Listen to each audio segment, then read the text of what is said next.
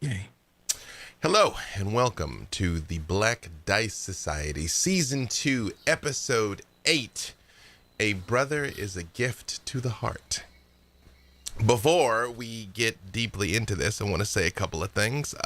First, today is essentially our 1-year anniversary. This show began on April 1st of last year with us all telling you that it's like, no, this isn't a joke. This show is really going to happen. We promise you. So it's been a year, which is wild, since I generally reject linear time and all the other lies of the before times.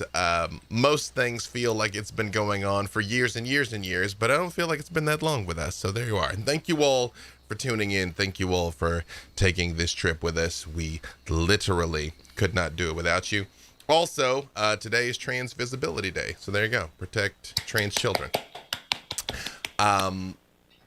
And I think there's something else, but I'm going to think of it by the time we get done saying all of these words. As always, a million things are happening all at once. So while I'm unraveling my own tongue, let us meet our wonderful cast, starting with Nahara. Hi everyone, I'm Nora Ibrahim. You could find me everywhere at Noralogical, and tonight I play Nahara, who is a reborn fallen Azamar undead warlock with a few levels of College of the Spirit Bard. My pronouns are she, her, as is my character. Yes, here for all your spooky foreshadowing with lots of props. You know, every time you've drawn that Taroka deck, and I was always like, oh my god, this is so eerie. It's eerie for reasons that you don't know. You guys should go back and watch some of those previous episodes, watch those draws now that you know what was going to happen, and see just how accurate that freaking Taroka deck has been. It's scary. Yeah. Also fine. Nothing to worry about. Don't even worry about it. Coming live from merry old England, Brother Uriah. Hello, I'm Mark Meir. I am coming to you from D&D in a castle in Lumley Castle here in the UK, where it's just after midnight. So I'll be slumping to one side as we go on through the show. I use he, him pronouns, as does my character, Brother Uriah Macabre, cleric of the grave and worshipper of Ezra, Lady of the Mist. In an appropriately spooky setting, might I say. Yeah. There's a ghost here too, apparently. Probably more than one. Desmond? Oh, hi. I'm DJ Knight. I play Desmond, human ranger. Lycanthrope. We use he, him pronouns. You're awesome. Thanks for hanging out with us, and happy anniversary to us all. Yay. Hey. Valentine? Hi, I'm Sage Ryan. I go by Not Sage or Pixel Circus everywhere on the internet. We just launched a very exciting Indiegogo to fund our show Bane's Break. You can check that out. We just hit our first goal in just a week. And tonight I am Valentine. Valentine is a reborn aberrant mind sorcerer, and we both use she, her pronouns. Excuse me, is the first goal the goal where you'll get a tattoo? Somebody did donate that I will be getting a Bane's Break tattoo. That is already happening, and Nice. Haley Bray is next in line. So I admire your commitment. So, yes, the show they're doing over on Pixel Circus, Bane's Break, is incredible. You can see me interviewing Vince Casso talking all about it on their Indiegogo page. Obviously, if Sage is going to get ink, that is already innately good. Now she and Kaylee can be ink twinsies. The only way that will be better is if more of them become ink twinsies, which is within your power to do. So check out the project. It's over on the Pixel Circus, over on all the socials. Last but certainly not least, Finn. Hey, I'm Tanya. Everywhere online is Cypher Tier. And Dave, I answered your question in the Zoom chat. Yes, that's fine. I play Fen, your Drow Dhampir blood hunter with a little bit of warlock in her and a little bit of beast. And both Fen and I are she, her pronouns. Perfect. Also, a little birdie, and by a little birdie, I mean a shape-changed imp, told me it is your birthday next week, coming up on the 2nd. The 5th. The 5th. Oh, yeah, the 2nd's in like 2 days. The 5th, yes. But before we have our next show, so happy birthday. And I would like to completely ambush Mark Meir and say, Mr. Mark Meir, how would Azalin Rex wish Finn a happy birthday? Oh my God. Would you like to book a cameo? I can arrange that. I'll send you money, Mark. Don't make Mark work for free. It's midnight where he is. It's not free. We're all getting paid for this. Very happy. But can I plug the thing I'm doing on my birthday? Oh yes, please. Oh, yes. Yeah. I'm using my birthday to do a charity stream to raise money for Chicago Community Fund. We're just gonna have some friends over, talk about video game thirst, raise money, including Eugenio Vargas, Mark's here, Matt Mercer, the Opera Geek, Mika Sargent, and NK Jemison. So we're just all gonna hang out on my channel throughout the day and raise money. Hey. But I do want that from the Lich King. Oh yeah. I'm Madeline Rex, and this is my favorite birthday on the Citadel. Sorry, that's what I usually do on camera. It works. Oh my God, Shepard as a lich. Yeah. Well, it's technically Everyone has a Citadel. It's like, yeah. isn't technically Shepard could be kind of a lich since he gets brought back from the dead. I mean, at least a revenant. Yeah. Yeah. I'm just saying, if you want Lich Shepherd, bookmark me on Cameo, and he'll say nice things to you too. There you go. Thank you, Mark. Again, before we dive into it, recall this is a horror game. As such, even though we're here being wonderful to each other right now, it will not stay wonderful for long. There is content in this stream that you may not encounter in other D&D streams. I'm aware of the cast Lines and Veils. They have ways to notify me if they're uncomfortable about something. So if a scene should just stop abruptly and cut off, maybe it's because somebody was uncomfortable. Because, of course, safety first. As always, thank you to our sponsors, starting with Die Hard Dice. Our Dark Lord's dice are available now. These beautiful metal babies that break apart, and you can reconnect them and make different combinations of the dice for yourself, which are super cool. They are available on dieharddice.com. You also can use code BDS to get 10% off of all of your purchases at dieharddice.com. There's Warriors of Waterdeep. Hopefully our code is popping up in chat right now to keep an eye out in the game. You might see some of us in there. Speaking of games you'll see us in, Idle Champions. We have a new Idle Champions code, which you can type !code in chat. It should show up. If for some reason it doesn't, let us know. We'll paste it manually. Our TeePublic store is live. Shirts, bags, masks. My mask I wear all the time has all of us on it, which is super dope.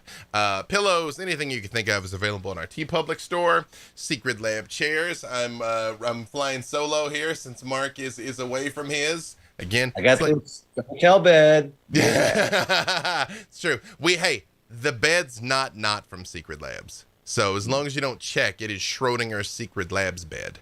You know. Could be.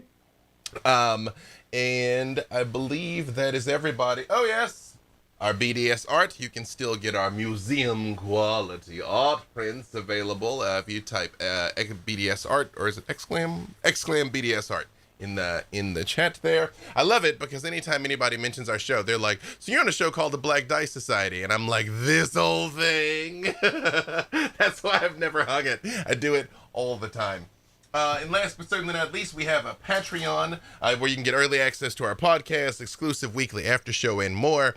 And this week we posted what Valentine was doing while everyone else was going through Nahara's memories. What is it that Valentine was doing during that time? And she has some time to discuss it with Desmond also. So we have a little side adventure with Valentine and Desmond that is up now. Patreon.com/The Black Dice Society. And with that, on with our show.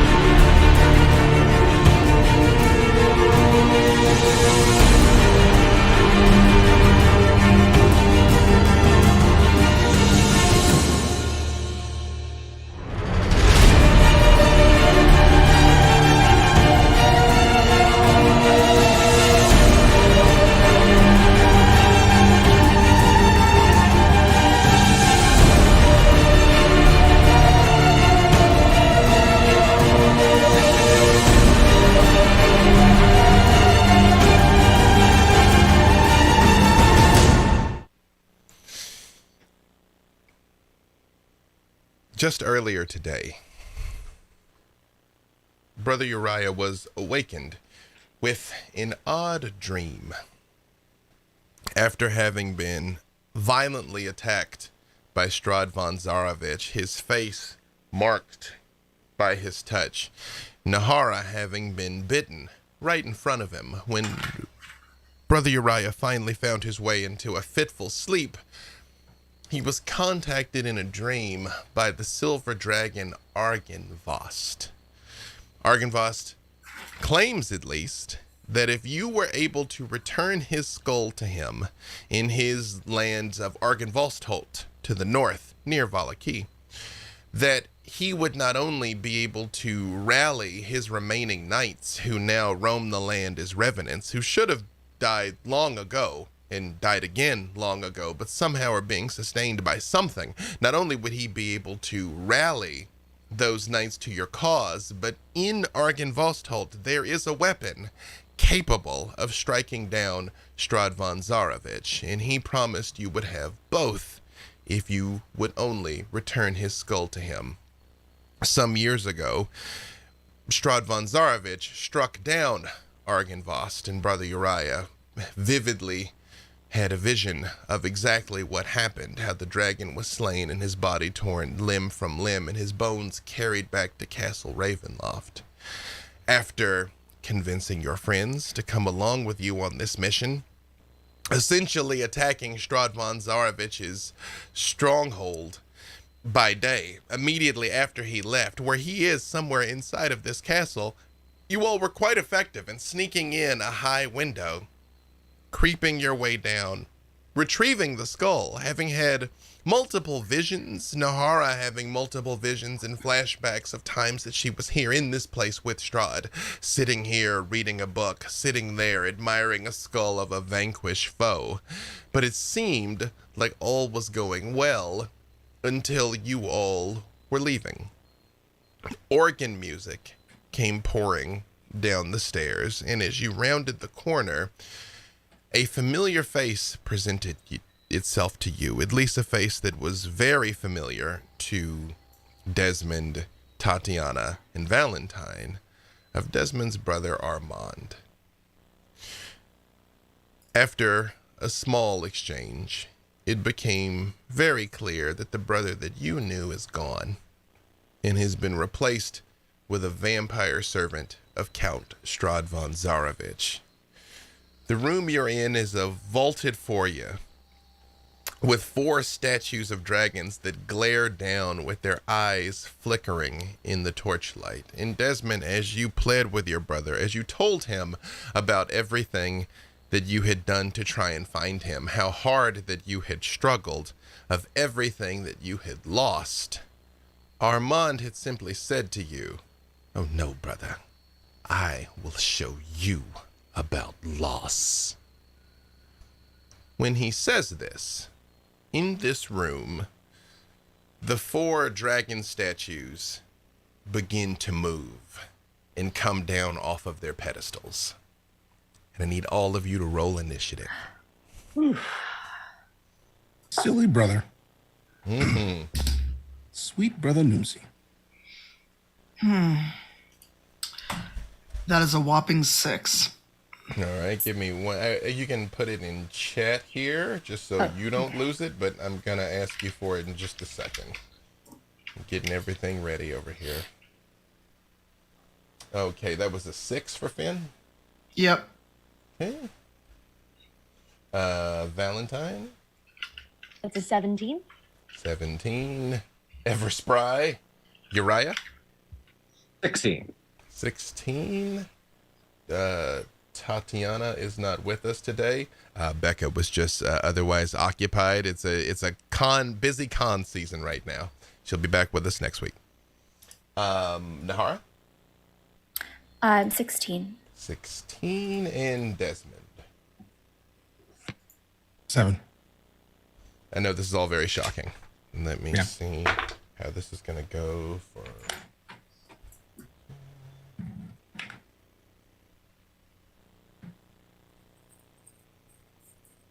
All right. Unfortunately for all of you, Armand is going to go first. All right. It is between I assume Nahara has a higher dexterity than Uriah. Yes. Yes. Yep. Plus Uriah's at a 10, I believe.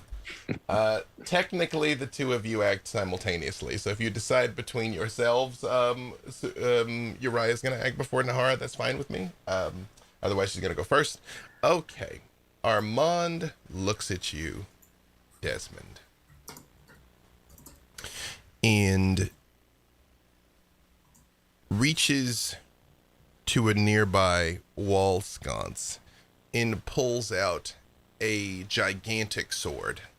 One that your brother never would have been able to lift before, but he holds with one hand. And he looks at you and he says, Count von Zarovich has shown me the truth. He has helped me become the man, the warrior, the leader that neither you or father ever could. And he swings at you. What is your AC, Desmond? Right. It was up, and then it decided to go away. So I'm refreshing the page. That is the way of things. It's like, oh, you needed me? No, you didn't. One detail that I did not mention is yes, you all did recover the skull. The dragon skull weighs about 200 pounds, but Tatiana is carrying it. So the dragon skull is currently in your possession in Tatiana's hands. AC is 15. 15. He swings once and misses you very narrowly, Desmond. You feel the blade sort of just cut across your leathers, and you see a visible look of frustration on his face as he lunges a second time and does slash at you for 11 points of damage. And he just smiles at you and says, you know, there's still time. Count von Zarovich collects lycanthropes. They've been of some use to him. Perhaps I could appeal to his mercy on your behalf, brother.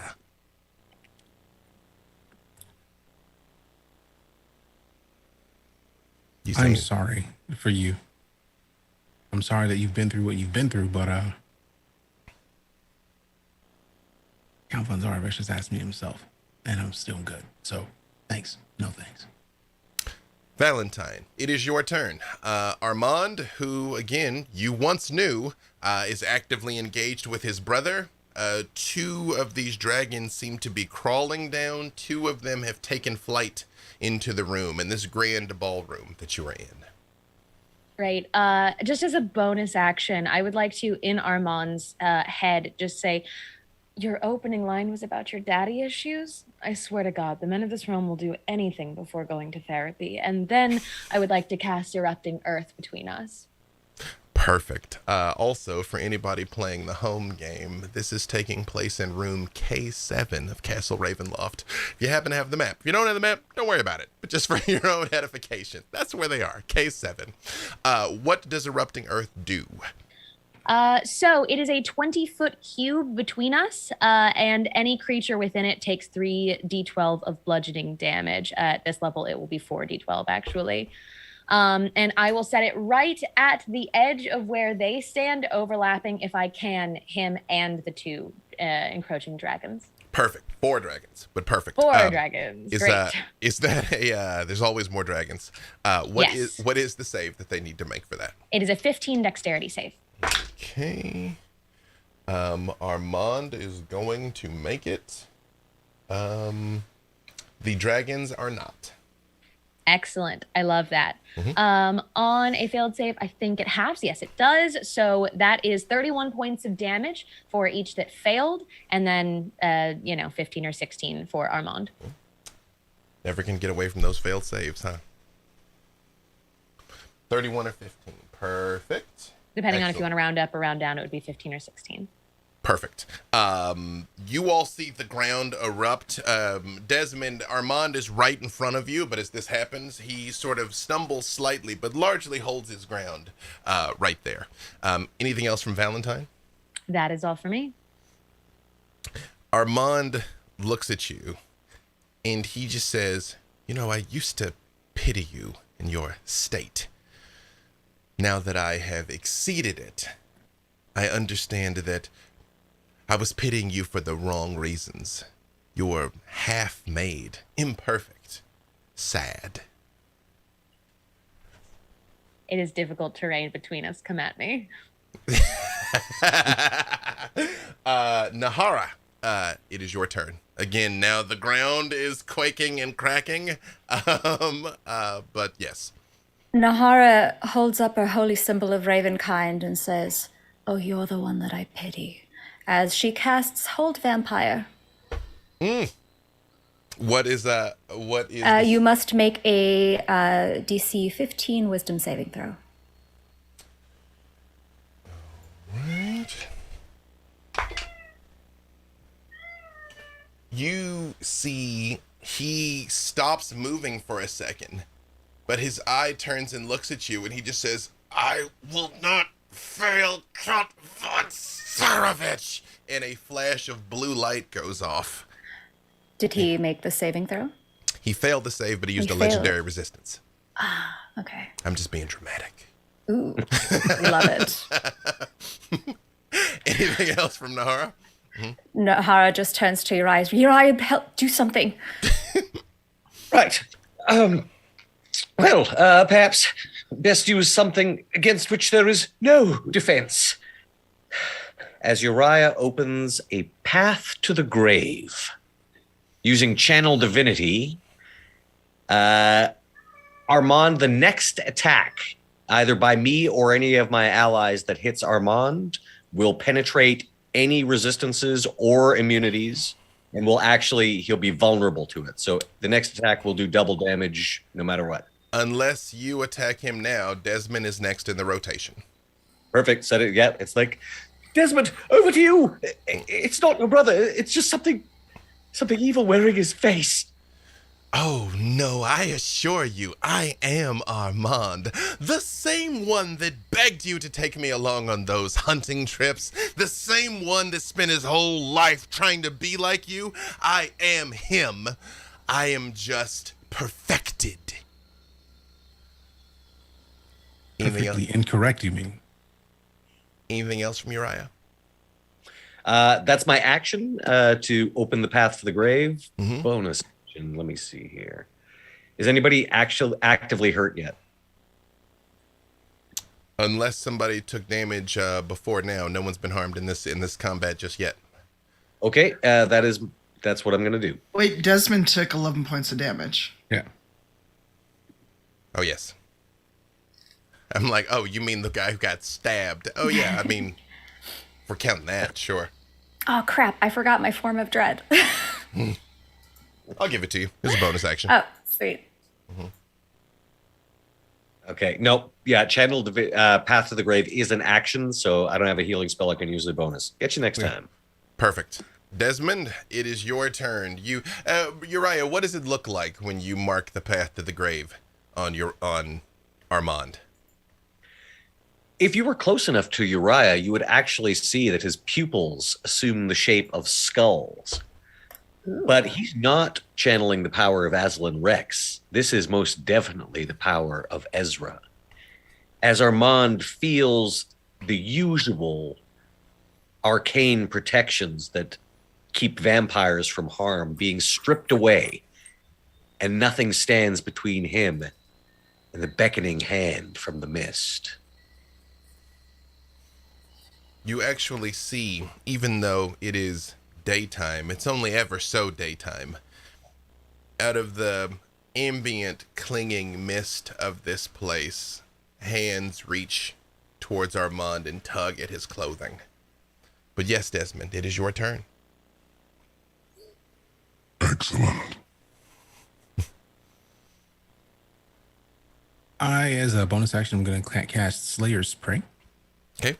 What does that do? onto Armand. Starting at 3rd level, you can focus your ire on one foe, increasing the harm you inflict on it. As a bonus action, you designate one creature you can see within 60 feet. Use the target. The first time each turn that you hit that target with a weapon attack, it takes an extra d6 of damage from the weapon. And that will all be doubled if you can hit him. Yep. Perfect. So I'm going to swing with my longsword. Okay. And to hit is a 16. What was the ability that you used on him? Sorry. Slayer's Prey. Is that a spell or a Bonus action. Bonus action. Just a thing. Yeah, just a ranger thing, right? Yep.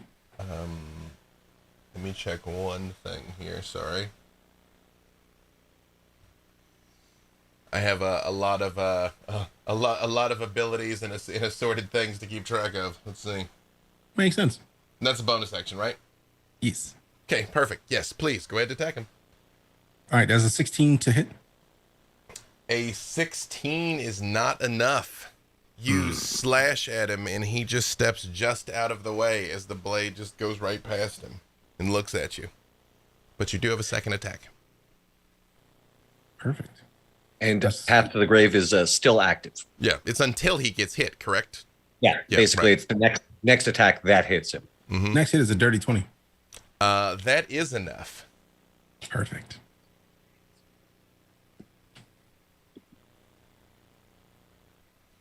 So you're going to roll all of your damage, including your bonus damage, and then double all of that. All right, so interesting. On my longsword, I have 2 different damage options. It's a one-handed or two-handed? It's one-handed. Oh, yeah. No, So I mean, that's what those two things are. If you're swinging it one-handed or two-handed, which is up to you. I mean, I only have the longsword out, so two-handed, definitely. Mm-hmm. And then damage with that is 12. Mm-hmm. And then the D6 adds 2, so 14. So 28 Oh, wait. points in it. Oh, Yeah, I was just wanting to make sure that I didn't miss anything. So it's the damage from the longsword and the bonus. Yep. All right. 24 damage. Hold on a second here. And you've already put your strength bonus into that already, right? Yeah, I feel like the sword should have accounted for that because it'll be what I think a D8 plus something or other. Yeah, but you don't double the plus. You double the dice, not the plus. So. Oh, actually, with this particular ability, you double everything. Oh yeah, you Dice. even double the plus, huh? Oh okay. So Desmond, the plus there. What's that number? Because it'll be I think like 1d8 plus. On the that is 1d8 plus 3. Right, so it'll be another. So that's 3 points. another 3 damage, which means that's 17 damage. So 34. Perfect. You see, he steps out of the way and opens his mouth to say something to you as you swing back around, and the light goes off, and you see the same misty hands coming, and he just sort of bats at them, and he doesn't say anything. He just looks at you and bares his fangs. Brother. Finn, it is your turn as the two of them are throwing hands here. I almost just want to stand there and look at him do it, but one quick out of character question: Would Toll the Dead affect Desmond, or is it only undead? It's Toll the Dead can affect anybody. He'll have a wisdom save, but if he doesn't make the save, he gets hurt. And there are 4 dragons flying around. They haven't done anything yet. They're about to do something. So I mean, there are 4 other targets. They're wormlings. You've all seen them. They're about this. They're a little bigger than dogs. They're like small ponies. In that case, I'm going to use Arms of Hadar, 3rd level. Okay. Is that single target or area effect?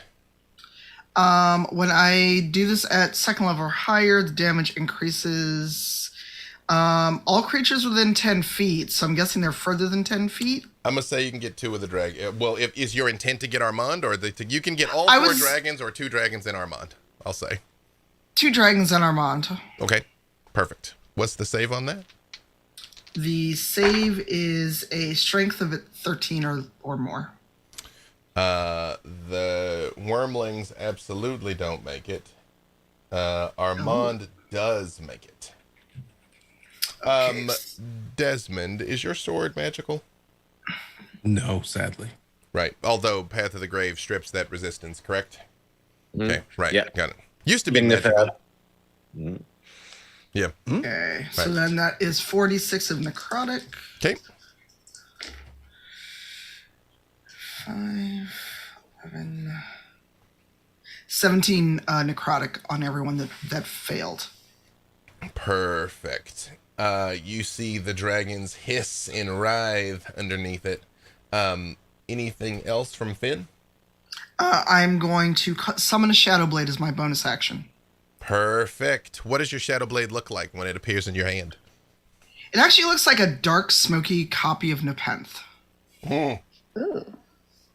Perfect. Unfortunately now, something terrible's about to happen. Is Of course, it's you. 4 dragons let off their flame breath all at once at all of you. I need 4 dex saves From all of us? from everybody. So 4 separate deck saves? 4 separate dex saves. Ooh. Okay. Oh, Okay, I gotta Christmas. record all these, or I'll forget. Okay. My rules. Yep. Dirty I'm gonna- 20 for the first one. I'm gonna say. I'm gonna say. I'm just gonna say pass or fail. I'm gonna say Tatiana. Well, you don't know what the number is, so Oh. do give me the number. Gotcha. But I will say. Okay, hang on. Get your 4 numbers. I'm gonna come. You know what? Just for the sake of ease, normally I'm very vague about save DCs, but the save DC is 13. Okay.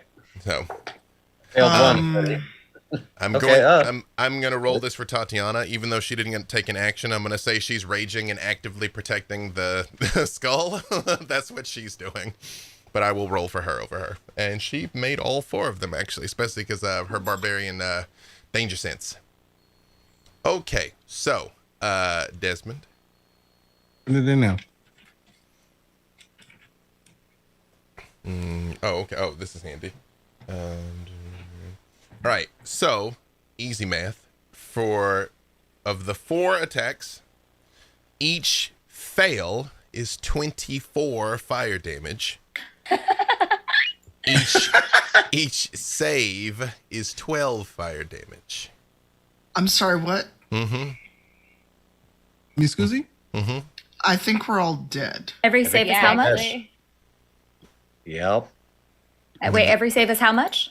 If you save, it is 12 fire. If you don't save, it's 24. So I'm still up. Jesus. I am So is I am barely down. up, but I'm here.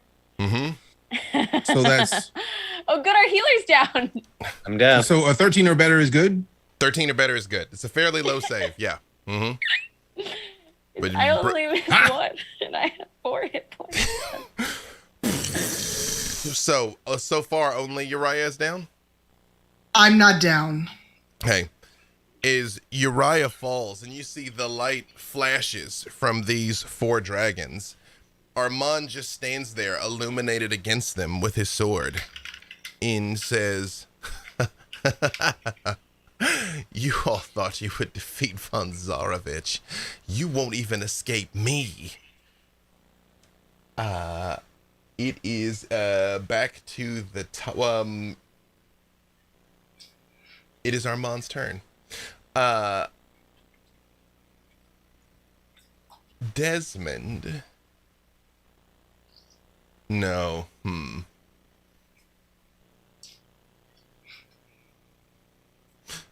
Yeah.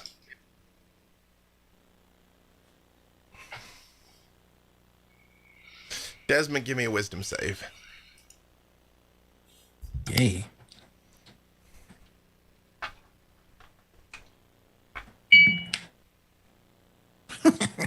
Seven.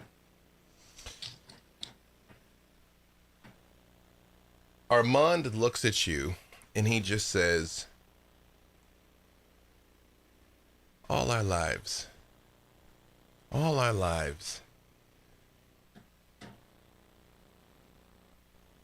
we were just trying to make everyone else happy. Mother, father, Voronika. Now you, your friends, me, the Count. Maybe just for once, brother, maybe just this once, we could choose each other. And he holds his hand out to you. And Desmond, he's making a lot of sense.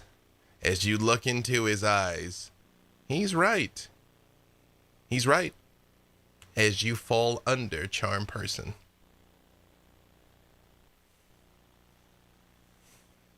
You do make a lot of sense, bro. Frustrating.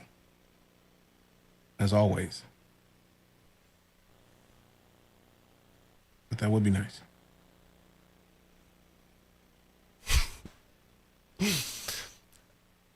I don't mean to undermine this moment, but in chat, somebody wrote, "Happy anniversary, have a TPK."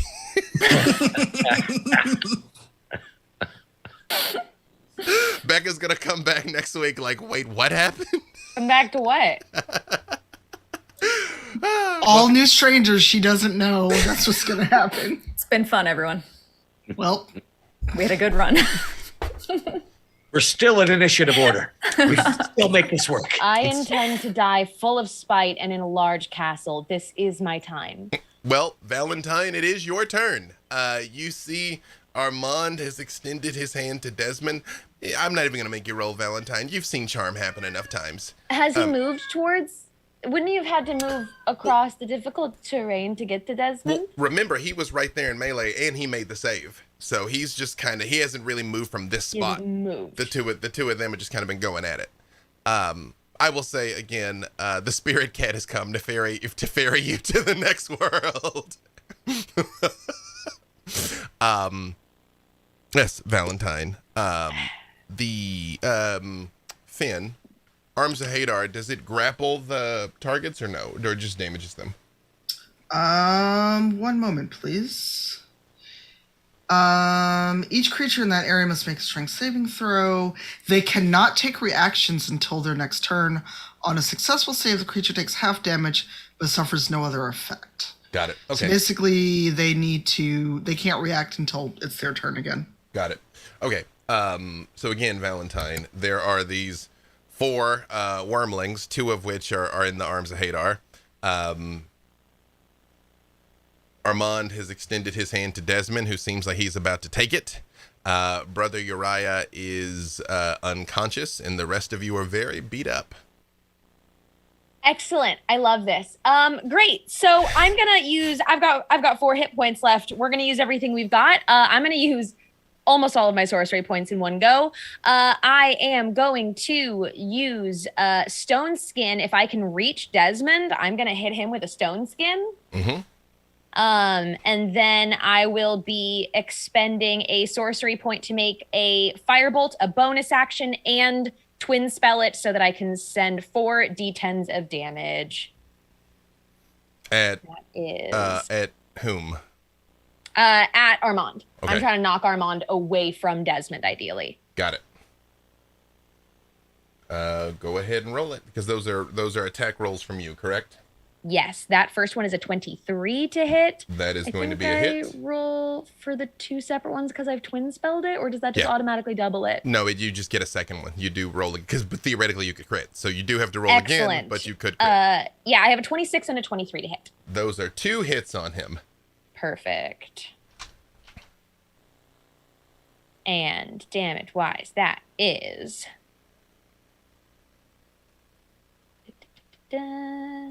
21 points of damage. And for Stone Skin, so Desmond, you have skin as hard as stone until the spell ends. You have resistance to all non-magical bludgeoning, piercing, and slashing damage. Could you give me those as separate damage? Because I need to roll his concentration to see if he can hold the charm. Okay, can do. Let me see. I rolled all 4. So that's a... Where's my... I'm rolling digital dice here. So yeah, the first one was 6 points of damage, and the second one is 15 points of damage. Perfect. Unfortunately, because of the way this works, it is not going to break his charm, but it is going to hurt him. Will do. Also, give me perception, Valentine. I would love to. That is... That is a 19. You notice 2 things. even though you all are fairly beat up, Armand is fairly beat up as well. I mean, he has been damaged multiple times, but as you're looking at him, you notice the wounds are closing almost in real time. Like the fire hits him and the fire starts healing. Like he's hurt, but he's healing very quickly. Anything else from Valentine? No, that's it. It's, you know. Actually, no. You know what? I'm going to take the bonus action, and I am just going to appeal to the very recent healed friendship of Desmond and I, and I'm just going to pop into his head and just be like, your skin is tougher, but I can't make your brain tougher. Please don't do this. I need you to hold on. It's not who you think it is. It's not how you think it is.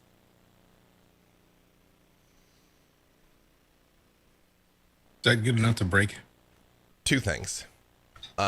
Give me persuasion, Valentine. You're fairly persuasive, but this is his brother. Mm-hmm. Okay. Because it just so happens you all did just have quite a moment like an hour ago. So this is I'm so persuasive. Dave, I'm so persuasive. That is a 24. Desmond, I'm going to give you another roll with advantage as your friend's voice is echoing through your head. And something in you knows she's right, but this is magic. That in and of itself is not enough. So I'm going to give you another shot at it. Because who What can am I say rolling no to for? Valentine? The wisdom save. A wisdom save. I hated that laugh. That was a 10. Roll twice, though. I did roll twice. I rolled 2 die. Oh. There's a 9 and a 6. So yeah, 10. You know, Desmond, Doesn't sound like anything to me. he's your brother. He's your brother. Because to be clear, charm person does not make you turn on them. It just makes you love him. So everything you understand, she's trying to help you. She's still your friend, but that's your brother. And I just respond like, I hear you. Just, how long have we been looking for Armand? He's right here. The answer to all of this is therapy. I'm done. Nahara, you've watched Valentine hurling these fire bolts at Armand, him standing there reaching his hand out to Desmond, these 4 dragons that are going to do something, and Brother Uriah lying collapsed at your feet. Nahara will cast, you see Nahara cast Kinetic Jaunt as a bonus action on myself, so I can move faster through all of this mess. But before moving, if Uriah is at my feet, she'll kneel down and say, Uriah, please, we need you. I need you. You have to get up. As she'll cast Cure Wounds at 4th level for 28 points of healing. So you can heal him, but you can't heal him and Kinetic Jaunt. You can't Even though that's a bonus? Yeah, you can't cast 2 ranked spells. You can do if the ranked spell is a bonus action. You know what? I thought I had to him. do that because I thought Kinetic Jaunt because he was far away, but I don't have to do that. So we are just going to forget that and just do the. You guys were all kind of at the entrance to the room. That's why they all were able to fire you. So yes, you can heal him though. Mm-hmm. Okay. And how many points was that? 28. 28. Thank you so much. Uriah gasps, pops up as the burns on his face are healing. As his eyelashes and eyelids grow back, he grabs his holy symbol and says, Ezra, preserve us! And does a turn attempt on Armand. What's the save he needs? This is DC 17. I want to say it's either wisdom or charisma that the undead have to make. I think it's wisdom. 17.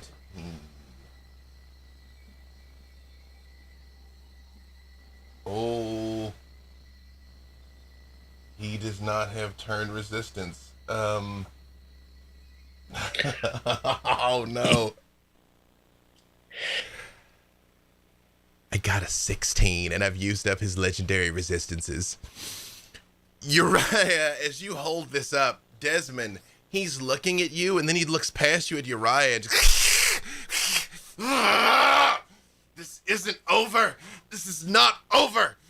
You will not escape this castle alive. And he explodes into a cloud of bats and flies out to the opposite side of the room. Is proud smooching a free action? Always a free action. Cool. When he leaves, you see the 4 dragons fly back up on the pedestals and just land. But they all turn and look at you, and their eyes are still on fire. Oh, well, that seems to have worked out. Let's get out of here and back to the stairs, please. Desmond, come, please. Nothing's stopping me at this point, all right?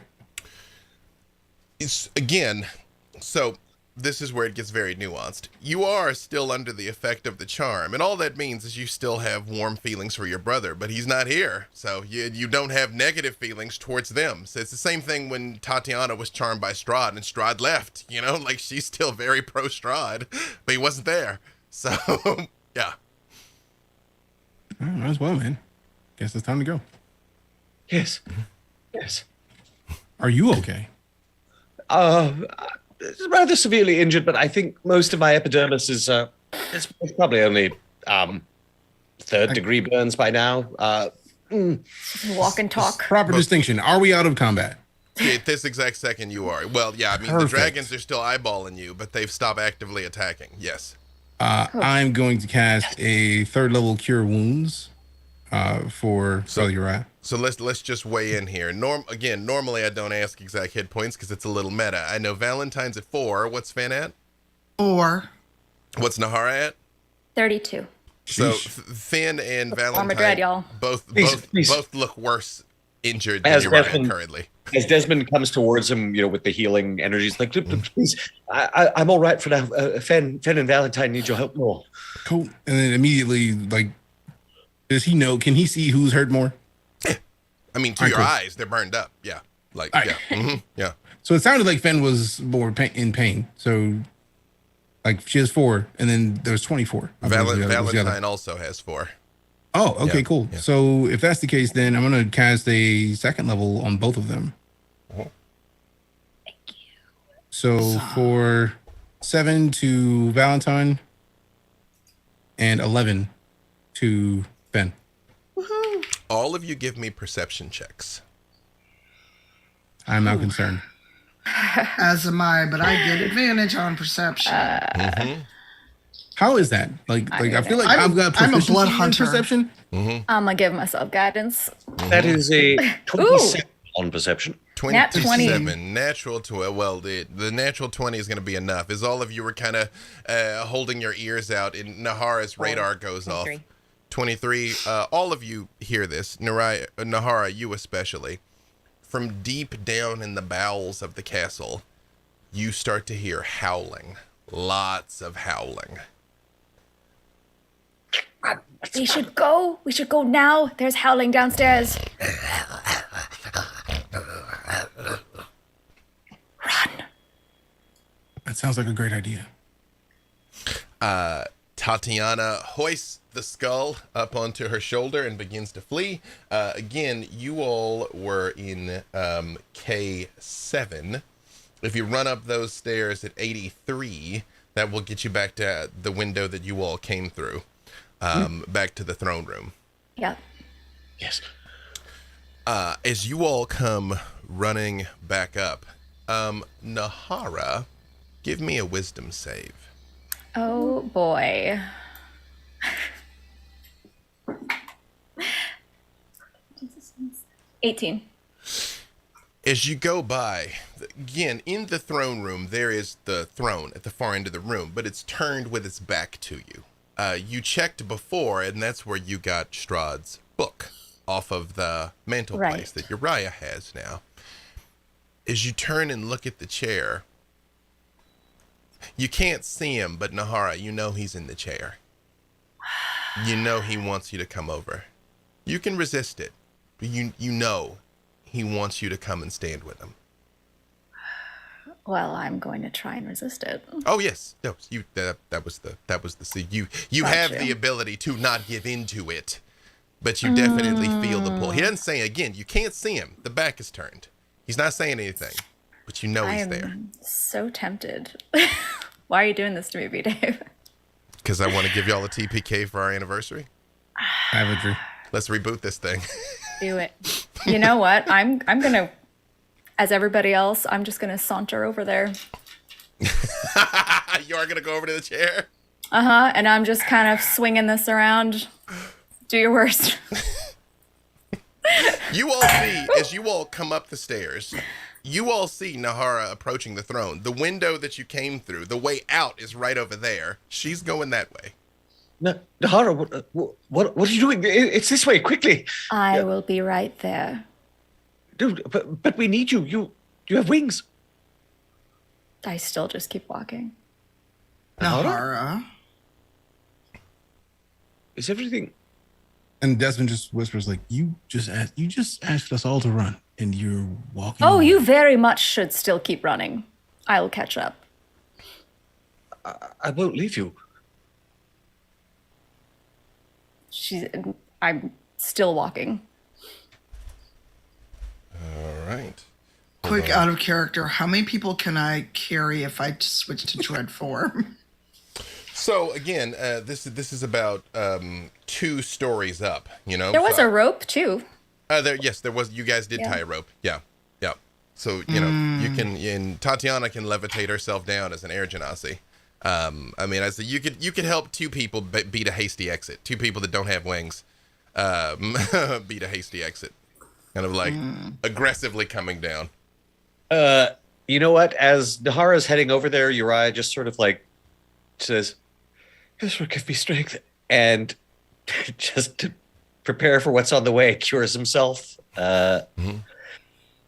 Okay. Nahara is, well, to be clear, so Nahara's going towards the throne. Uriah is going with Nahara. Is that what I'm hearing? Yeah, as she walks past him, he's going to cure himself and then follow behind her. Valentine, Tatiana looks at you. She's going to go where you go. I look at Desmond. I'm going to look at Desmond and Uriah as they're kind of like assessing what to do. She's making her choice. But we can't leave her here. Please, Valentine, we can't leave her here.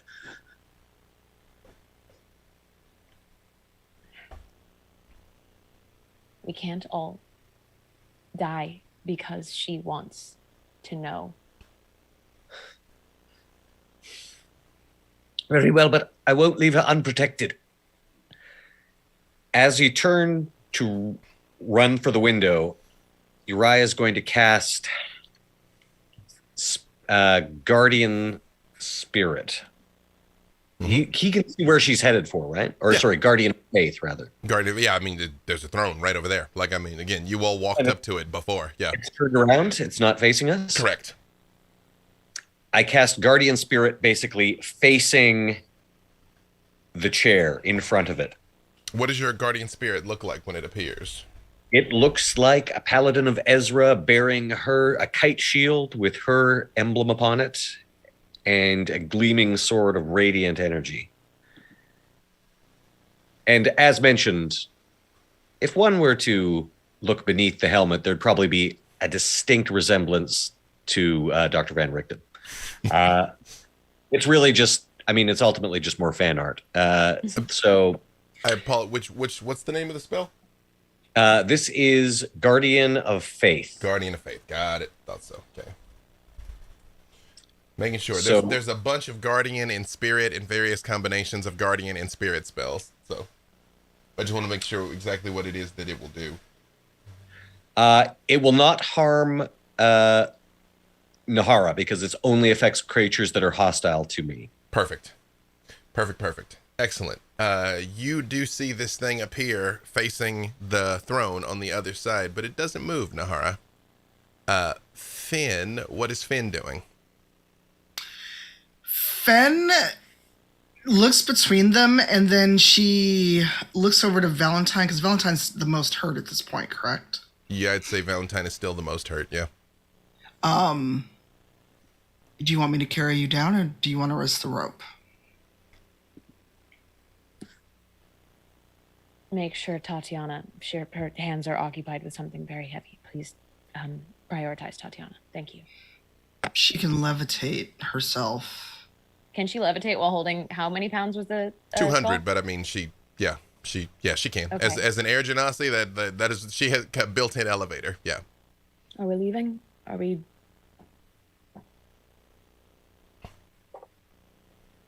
I mean, unless we all want to potentially die to keep Nahara safe.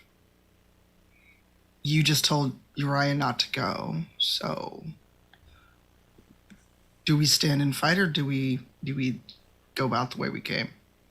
I'm still kind of sussing out what Brother Uriah and Desmond are doing. Either we are all going and Nahara will make her choice, or we're all staying. Then I'm going to look at Tatiana and just say, can you get that safe and get back to us? Like the church, could she get it back to the church and come back to us? So the church was at the bottom of a very far cliff. The answer is maybe. I mean, she's capable of levitating down and levitating back up, but maybe. Don't leave it unguarded. We'll join you as soon as we can. Nahara, please. I'll be right there. Tatiana just looks at you, Valentine. She'll go if you want her to go. I'm just gonna put up a telepathic link between us and just go, I will not drop it until you return, which means I cannot telepathically communicate with anyone else. Please be careful. See, Tatiana just looks at all of you and just goes, ah! And runs to the window, and you all see her jump out and start floating downwards with the skull. Nahara, as you approach the throne, when you come around the corner and look at it, you don't see Strahd, but you do see a vaguely humanoid cloud of mist. And it does turn and look at you. It's him. You know it's him. We have to stop meeting like this. You know what I'm about to do the moment you get up. I just wanted you to see my face once again as I once again leave you. You see his head turns to the table where the book was. And the arm and hand sort of reaches out and rubs over it. The fact that it's empty, and turns back and looks at you.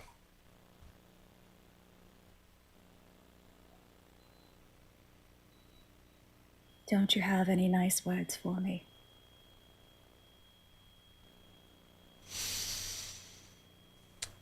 Nahara, give me a wisdom save.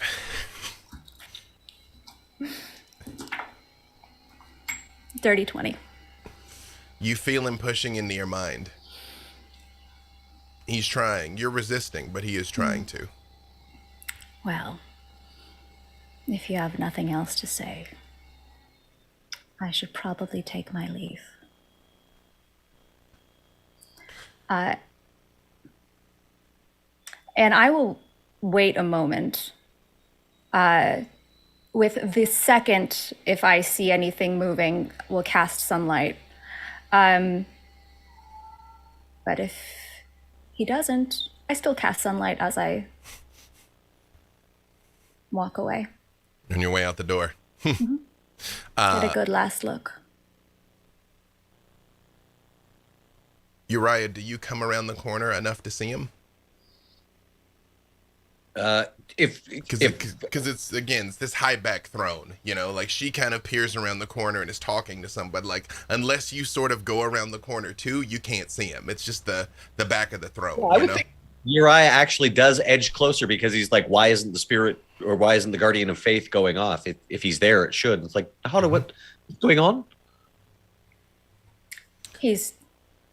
I'll say this with message. He's too much of a coward to show his face.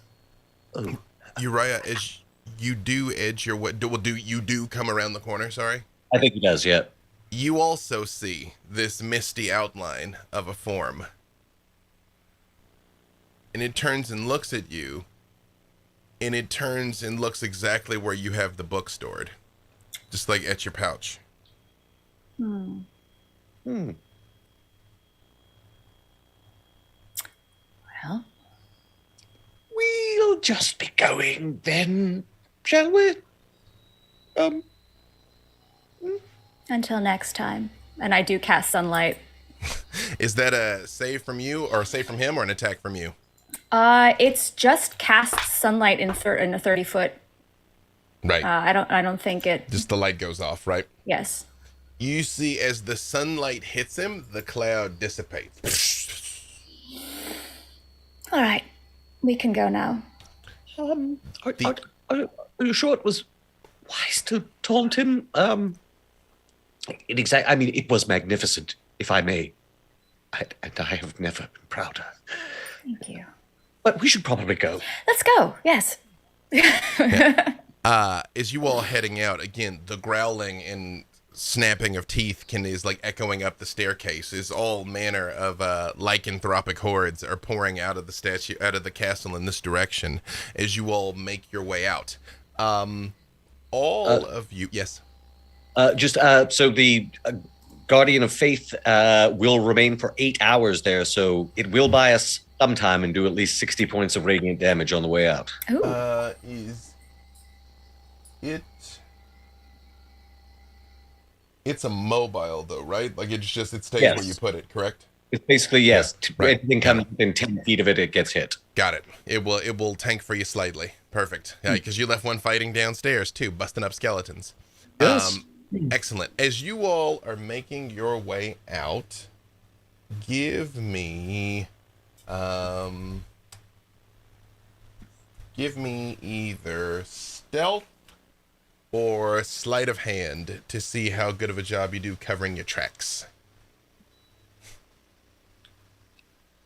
All I'll of go us? sleight of Okay. hand, because at least I don't have disadvantage on that. Yes. I will give you guidance for that. You were muted there, Finn. What were you saying? Sorry. 25. 25. Dirty 20. Dirty 20. That's weird covering high heel footprints. They leave smaller Professional. footprints. 27. 27. He doesn't just hide in plain sight since he has that ability. Yeah, I'll give you that. Perfect. Yep. Mm-hmm. Uriah? Does he have a bag of chips? Nobody can see me. Probably a pertinent question. How much will the guidance add? A D4. D4. Okay. Let's hope. Okay. With the D4, which was a 4, 17.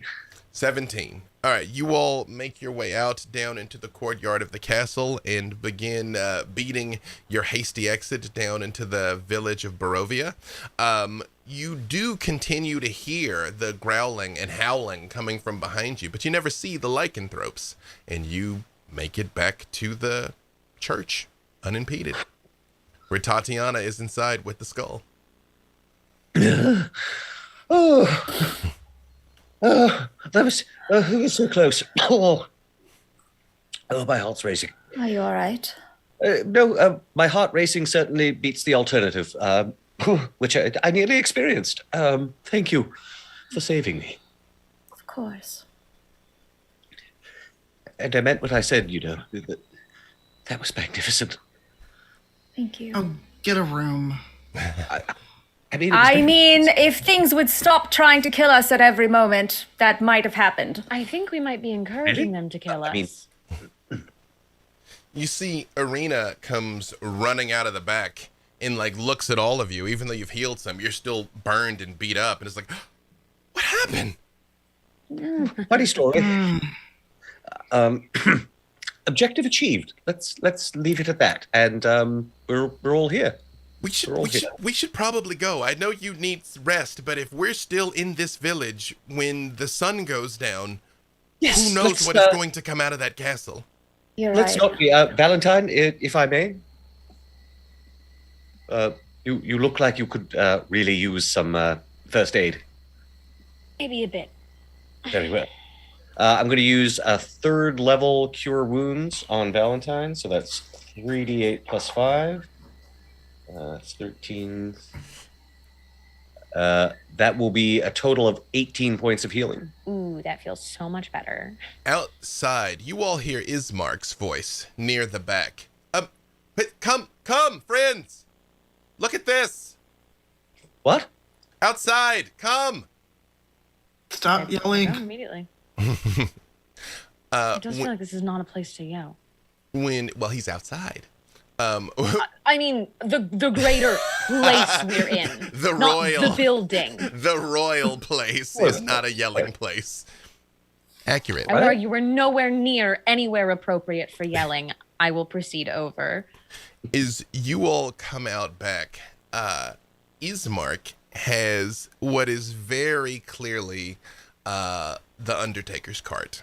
It is a wagon that is big enough to fit all of you, with 2 very sad sway-backed horses hooked up to the front of it. And he's like, this could help us get to Valaki, or at least get some distance before these poor old girls give out completely. And he just kind of scratches both of the horses behind their ears. Oh, Tatiana could not have carried that the whole way. Tatiana could? Listen, yes, of course you're very capable, but, you know. probably at a slow clip. This might help, and perhaps I can invigorate these horses somewhat as well. Would healing do it? Yeah, I would say healing would help them. They're just old and they're just old and underfed, like everything. It's not so much that they're injured, but I will say mystical restoration is going to help them. Yes. Cool. Yeah. First level healing on each of them. Perfect. You do see they breathe a little deeper and stand up a little straighter. You know, I mean, they're about to pull a cart with 8 people in it for, you know, halfway across Barovia. So that's they do seem invigorated by this. We should probably, Ismark, how's your driving? I haven't gotten any complaints, and none of you seem to be in any state. You probably should try and get some rest in the back while you can. Yes. All right, then. We should leave immediately, as quickly as possible. You see Irina sort of pulls a hood up over her head as she kind of hops up front with him, and she's got his sword, and she kind of lays a bow across her lap, and she says, you all just try and get some rest in the back, and if anything goes wrong, we'll deal with it the best that we can. And gives you a overly bright smile.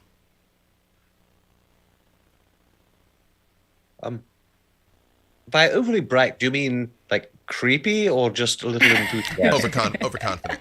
Okay, all right, good. Yeah, I was yeah. worried. Oh, how is everyone? I assume, Valentine, you could probably definitely use some more healing. Fen? Yeah, Fen is looking a little more gray than purple right now. Rest should cut it for me. Would this be a short rest on our way if we're in this? Well, again, at the risk of being meta, Valaki is some distance, so unless you get into a fight, you should have plenty of time to rest. Just in case, I'm going to also cure Fen and Val. They're the most wounded right now, so just top them up. I'll just, to Brother Uriah, just save your abilities. We could end up needing you on the way. I can, whatever the equivalent is, of sleep this off. All right. Fen, if you don't mind, it's best to have you in closer to fighting form. Fen is not going to say no to healing. Okay, you will cure. Oh, that's a good one. 18. Hey. You get 22 points of health back. Nice. And Fen actually gets a little more color back. And she gives Brother Uriah a very gentle pat on the shoulder. I know I saved you for a good reason back then. Thanks, Uriah. Of course, of course. Is anyone else? Desmond, are you grievously wounded? All right. And then right when he says, I'm all right, he touches Fen's shoulder and puts 19 more healing to Fen. Oh, and then he leans into Valentine and says, yeah, you might act like you don't want to be healed, but there you go. And gives her 14. Boop. Doesn't say anything. I sits up a little bit straighter and just. I can't use telepathic speech, so I'll very quietly say thank you. No worries. You're very welcome. Nahara, are you all right? I'm okay, thank you. I know others are hurt worse than I am, but I think I just need a little bit of rest. Yes, I must renew my spells. What I tried with Armand back there, I hadn't really done it before that much. It seemed to work. That was extraordinary. Yes, well, the blow was Desmond's. His was the arm that struck it, but the power and the faith of Ezra guided him. I'm lucky to have you. I think we're all lucky to have each other. And Right. let's see if we can't leave this place and make our way to somewhere safer. Yes. That's Armand, shape changed into a cat, lamenting being turned off in the distance. You know? Consider the spray bottle of Ezra. Poured you off, Sir Armand. That's your spiritual weapon, spray bottle. Yes. Ed. As you all set out, Ismark very gently puts the reins to the horses. Obviously, you need to go quickly, but also, again, the horses need to survive. It takes some convincing to make Tatiana lay down and sleep rather than wild shape into a horse herself and pull the wagon all alone. As you all put some distance between yourselves and Castle Ravenloft, it begins to retreat into the distance, but you can always see it like a knife piercing into the sky, even in the light of the midday gloom, because it basically was dawn when you all went in there, so it's still very early when you set out, although the days are not long here. Desmond, as you were sitting here, you were still very much under the mystical compulsion of your brother. It's like all bygones are forgotten. And Finn, you notice him sort of looking out the back of the wagon as everybody else is sort of finding their way to rest. I suppose more accurately, Brother Uriah is finding his way to rest, and Nahara and Valentine are staring off at nothing in particular, as Tatiana is snoring loudly and instantly, as she always does, cuddled up with the skull this time. You see your friend very much longingly looking back towards the castle. I go and sit next to Desmond, carefully loop my arm around his and go, "Hey, Copper, for your thoughts." Just confused. How did Armand? He's there. He made a couple good points. Even a broken clock is right twice a day, my friend. Valid. You Yes. know that Armand is under his spell. Spell or no, he is still my brother. I know. But you saw that he had no hesitation in trying to kill you. As you said, he's under his spell. Do you think you can break that spell? I mean, he's been turned. He's fully what I was offered by Strahd. I feel like Strahd's offered us all the same thing. I don't think he's offered you to become a vampire. No, I don't know how that would work. Would it work? Curious. I don't think it would. The player has like a movie in mind, but the character is like, you probably would become far more powerful than you are now. That wasn't an endorsement, Desmond. Just gets me thinking. Now, we've much to discuss, Strahd and I.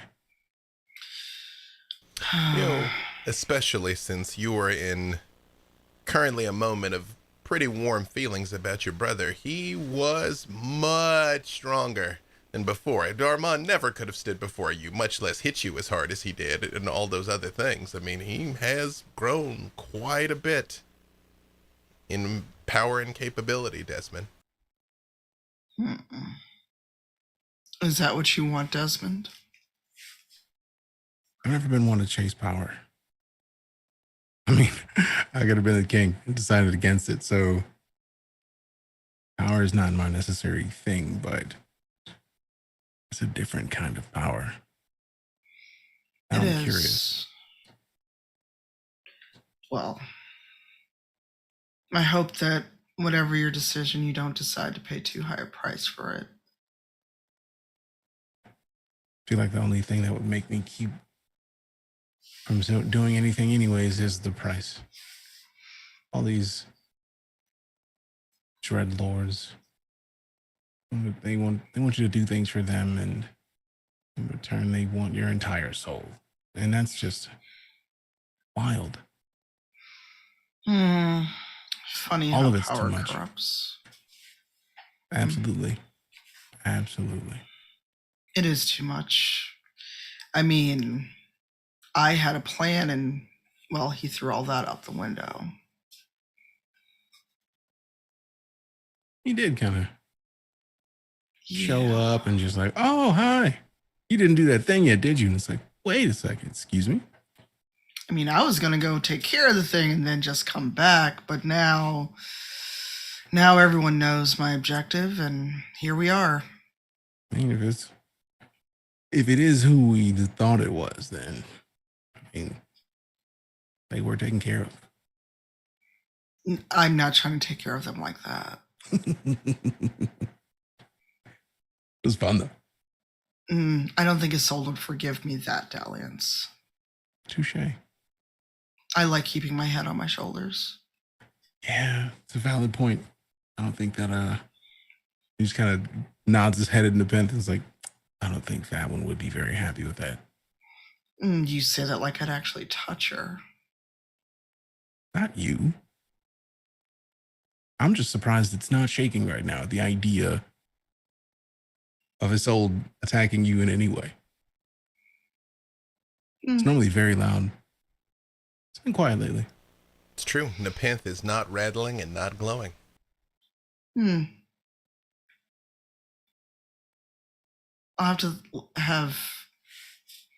may have to have Uriah look into that. But for now, what can I do for you? I'm good. Just my brother. There's a way I could connect to him, you know? Well, I'm sure we'll see him again. True. Very true. To be clear, as a point of clarification, was your intent to go to Valaki first or go straight to Argynvostholt? Argynvostholt is near Valaki, but it is further west and also possibly overrun by vengeful night spirits. But Argynvost said if you brought his skull back, he would be able to do something about that. So which was your intent to go to? If we're discussing this in character, Uriah would certainly say, if we go elsewhere, there's a much greater chance we'll just lose this thing along the way. I think we should take it directly to Argynvost. Yes, I agree. You recall, because I realize a lot of things have happened, you've been told two things. Valaki is a Vistani stronghold, which was why you wanted to go there in the first place.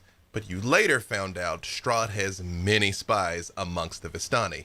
You also know the Keepers of the Feather have a very strong presence there as well in Valaki. I mean, we're seeking allies.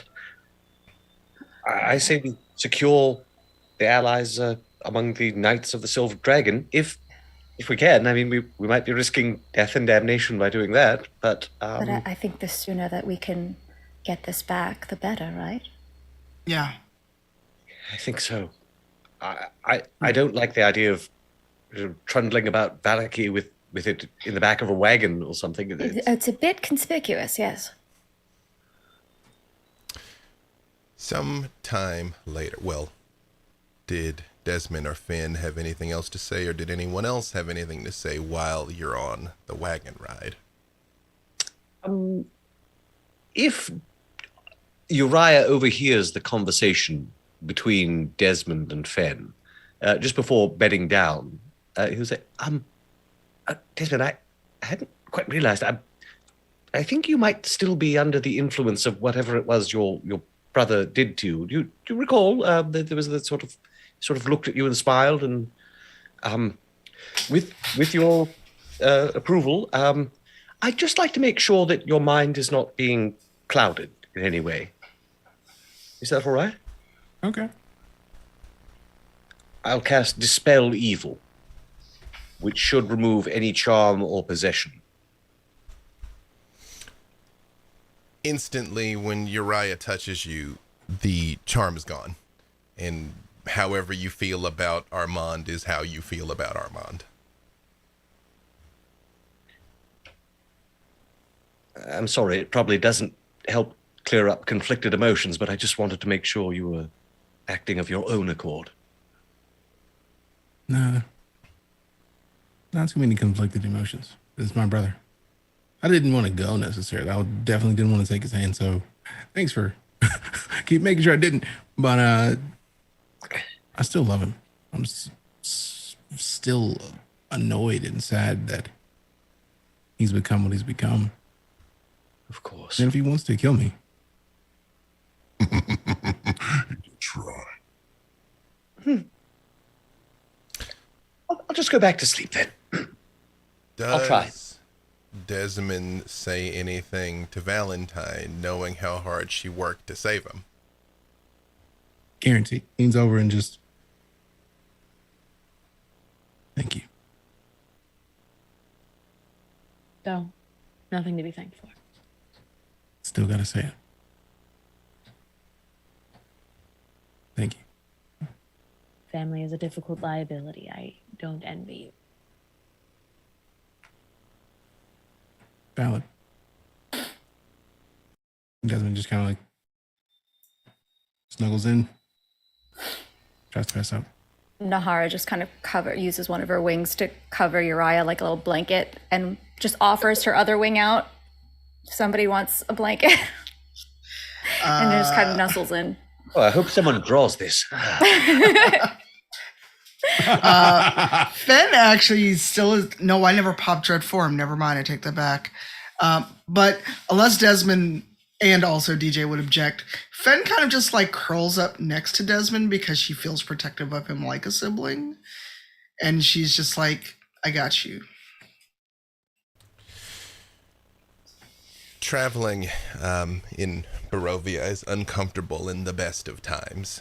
The rickety wagon bounces over rocky roads, and you all rest in the strictest technical sense, but that bizarre sensation that you're quite becoming accustomed to, of even though you sleep, you just still feel exhausted, like you never feel like you've rested, even though your mystical abilities return to you and your wounds do heal while you're sleeping. After some time, it's difficult to say, even for Nahara and Valentine, you know, your perception of time during the moments that even you're resting becomes skewed. You all hear,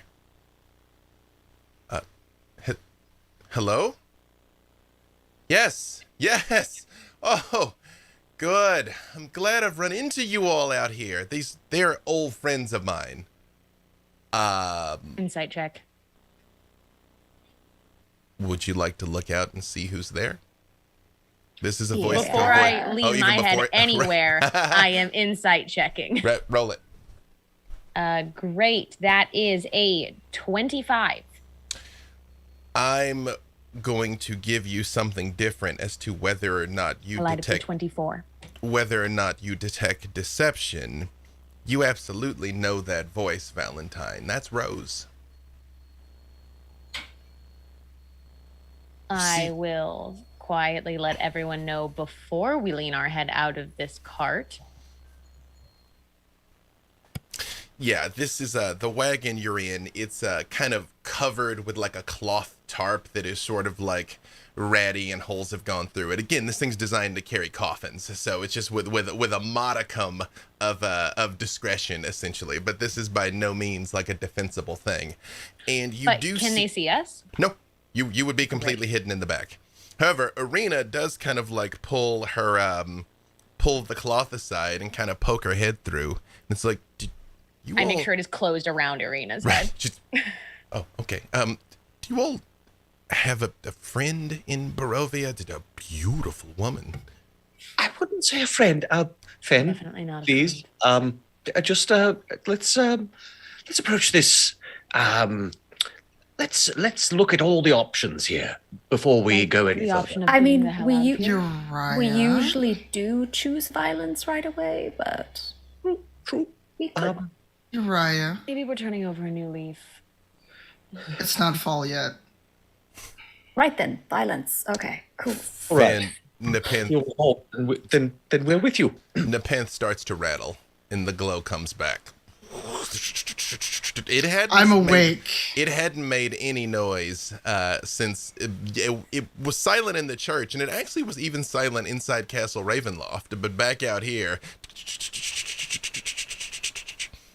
to be clear, enough time has passed that all of you have gained the benefits of a long rest. Oh, thank you. Where is Rose? Can we tell where the voice is coming from? She's got to be in the road, basically, like up ahead, because you basically what you heard was Ismar. You kind of woke up to Ismark and Arena talking to her. She's in the road ahead. You all are still in the back, covered up. So you don't even know where you are. You just know that she's apparently outside, and Arena has poked her head back and asked if you all have a really beautiful friend here. Well, Fen, is it time? Time. But Is that a no for friend? so quick out of character question. Mm-hmm. Along the road, is it sparse? Are there bushes? Give me perception with disadvantage, because again, you're in this covered wagon, but there are kind of holes and patches that you might be able to see something through. I think you normally have advantage, so I guess it's a push. Just give it to me straight. All right, so just one. Mm-hmm. That is an 18. You see the same like patchy, craggly trees you've seen all over Barovia. There's no sign that you're in a village. There's no sign that you're in Valaki. Oh no, I was thinking more vegetation. You sneak out of the cart and sneak around her. That would probably be tough, because even in the best of places, it's kind of ratty and sparse. You know, so. Nope. Fen is just crouching and is ready to dash out of that cart the second she knows who it is, because she feels Nepenthe and she's just waiting for a chance. Mm-hmm. What? Okay, hang on a second. The last time there was a wagon, we had so much fun. You guys want me to come back there again? I don't think Valentine had much fun at all. No. There were three of us who did not have any fun. It actually impeded the fun of the journey for us immeasurably. I don't know if you were in the same carriage I was in. That was a blast. We were not. That was a blasty blast. We made a point to be on the outside of that carriage, but we And still. I was Next fine. time you should ride in And whatever then it carriage got we were in. burned That to was the ground. great. Yeah, but we weren't in it. Did we decide on violence? Just I'm- okay. Wait, come Ben? out. Why are we yelling? Come. And then I haven't seen Finn in ages. Right when she says Finn's name, Desmond just kind of leans over and touches Finn on the shoulder like, if you're going to choose violence, please, let's make sure we're not in a city where violence would cause us problems with people nearby. We do kind of want to breathe. I'm on a road, Desmond. Yeah, that doesn't necessarily, like, if she found us here, we're likely near a town. It's not like You we say randomly that like- found her in the middle of nowhere. When you all are discussing this, like Arena's kind of looking at you all, and she just kind of reaches down and like points to her sword in the sheath, and she's like, "Wait, should I tell Ismark that we're, gonna?" I don't think. I don't think this is a more personal matter. I mean, obviously, we're going to support all members of the group in whatever decisions they take, but I don't think you should be the one to make the first move. So, thank You you. just see Nahara's eyes start to go white, like when she starts to take on form of dread, just waiting for that moment. She's like, okay, hang on, just Valentine, can you do the mind thing? Can we just talk? Because I'm getting a hostile vibe from you all, and I don't want that. I told you I don't want to hurt any of you. I don't respect your privacy enough. Okay, all right, listen. Hey, okay. Here's the deal. Leave the skull. Leave the book. I'll let you keep the girl. Everybody goes home happy. Literally. This is not No. a negotiation Oh. situation. Irina, that's what you. Now you're threatening us. You're threatening us. No, Oh. I've told you all along. I do things for people who contract me to do them. And I've made a new arrangement that if I bring these 2 things back, I'm supposed to bring all 3, but I can get away with 2. I get to go home. I hate it here. Oh, And- that's too bad. So you've Wait a you've second. reached an Irina. arrangement with the Count, have you? We came to terms. But listen, Arena. your heads, Arena. your Wait, heads, wait. your heads were nothing to do with it. Yes, Von Zarovich wants the girl back, but again, I can say you got away with her. You were running for your lives when I took the skull and the book back. He was quite insistent about those things. And I'm going to lean out. when you lean out, Valentine, you do see Rose in the road. She is wearing what she was wearing the first time you ever saw her. There is no How far away? pretense of hiding. Before, she was robes and disguised and everything. She very much is wearing a lavish, form-fitting gown with her kinky blonde hair braided immaculately and How far away standing is she? in the middle of the road. She's about 20 feet away. Great. I would like to send an arm of Hadar to wrap around her throat. Just one singular tentacle. Just. When it comes out and wraps around, she looks down and she goes, "Ooh, I mean, where was this last time, Valentine?" You listen. And Fen is sitting there with the sword. Is anyone keeping Fen from getting out of this carriage? No, by the way? absolutely. Desmond's hand has been on her shoulder Yeah. Mm-hmm. this entire In fact, time. Wait, hang I'm on. just I gonna- think Valentine's saying something. Sorry, go ahead. You're going to be very lucky if we don't exit this cart. You're going to start by not saying the girl, as that's disrespectful and you are not in a position to disrespect us at this time. And then you will exit and be on your way. You'll say you didn't find us, or they will find you trampled, dead, bloodied, unrecognizable, hoping that they have found the body of the person they contracted. Do you understand? Are you speaking for everybody that you guys are not going to give me the book and not going to give me the skull and not just going to go? I don't even know the girl's name. What's her name? I'll use it once you tell it to me.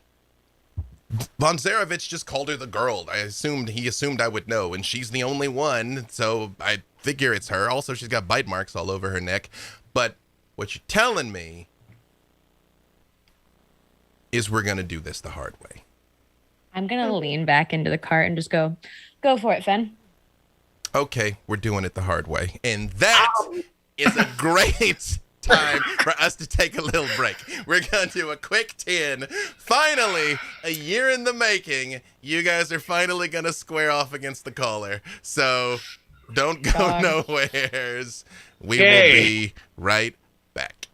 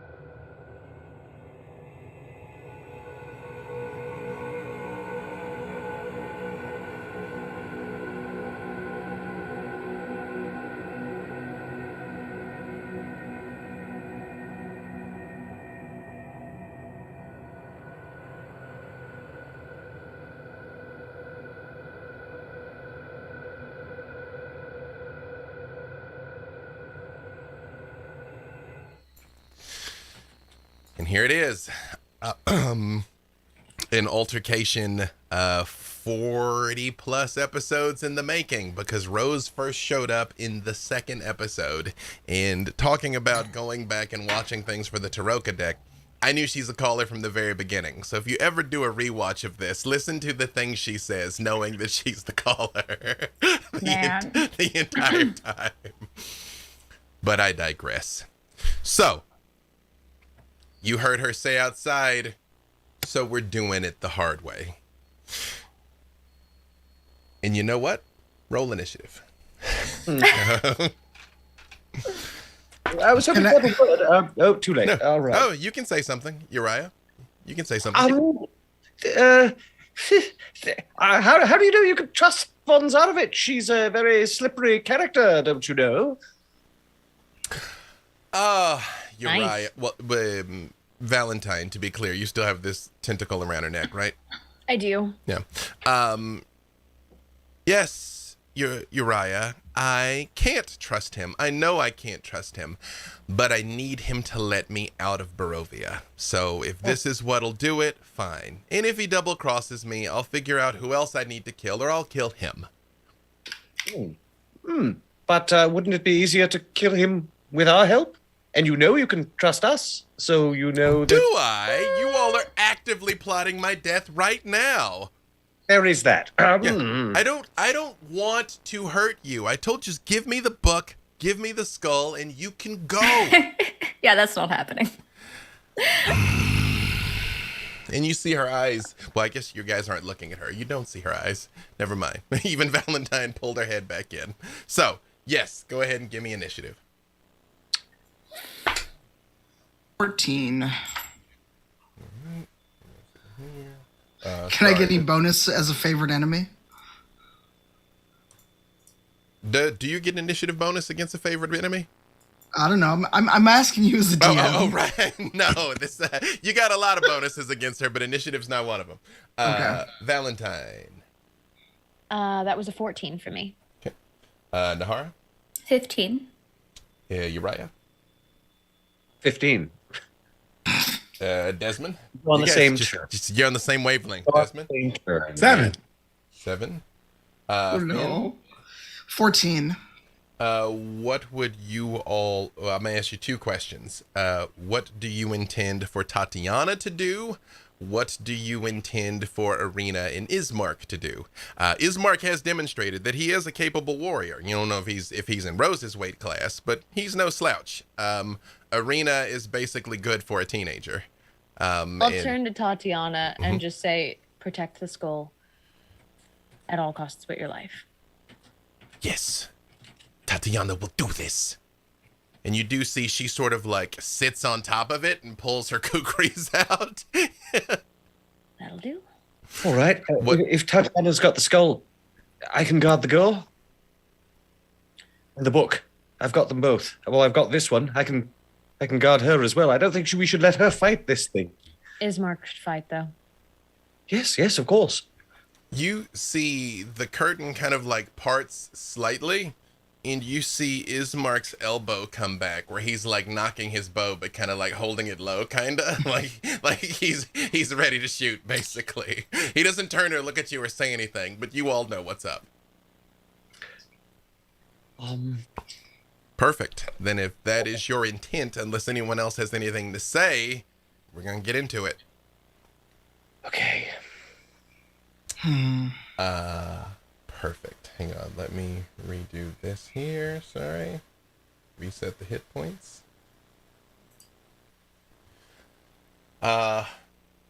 Unfortunately for you all, she's going to go first. Of course she is.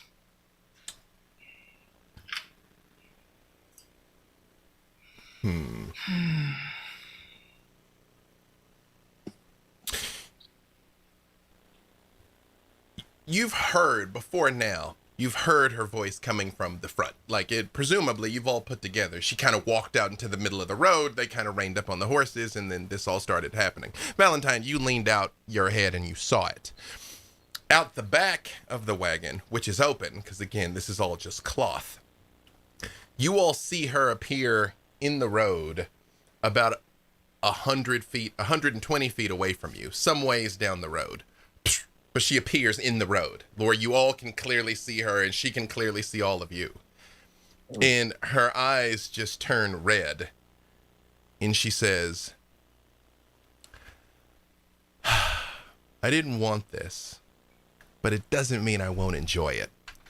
And you see out of her eyes 2 beams come arcing out. Brother Uriah, what is your armor class? 18. She hits you twice for 34 points of force damage. You all see Brother Uriah just start getting blasted in the back. And she's standing out in the road and she does But that is actually it for her. These beams coming out of her eyes. She's 120 feet away. Let me arrange all this. I got so excited I didn't do it in the right order. I'd like to ask for a special privilege that when I told Fen, go for it, I would like to have put up my mage armor.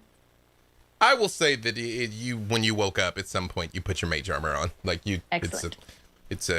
You had enough time to know that like this was about to go poorly. So Very clear. I will say that you were able to put up your mage armor.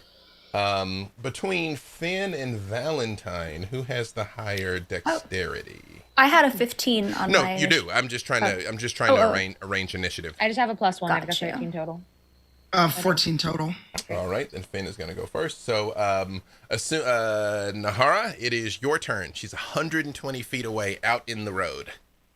Well, as a bonus action, I will put up a form of dread, and then Just you... since we haven't described it in some time, what does Nahara's form of dread look That's like? right. Nahara's eyes go completely white, like there's just light radiating from them, and her wings, which are usually black feathers, take on a spectral flame. They're kind of see-through and like flickering flames. And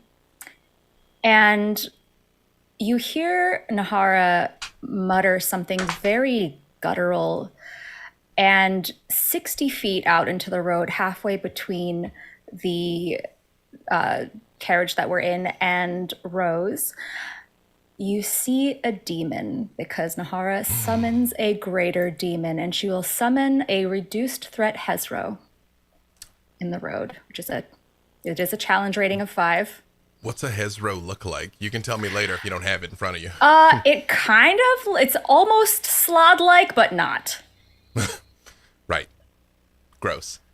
Very, yeah. You see, when you change and this happens, Rose just does kind of turn her head and go, ooh, nice. And now I have love to it. roll initiative, a separate initiative for... I'll let it act on your turn. I'll just keep things okay. simpler. Or right after you, I suppose. Just keep things clean. And it gets out of hand with legendary actions and all that other business. So, yeah. Okay. And it is not hostile towards me or my party. Mm-hmm. And I will just look at this thing out the window, point towards Rose, and say, attack. Okay. You can, if is anything else for you, because it'll go after you. That will be it for me. Perfect.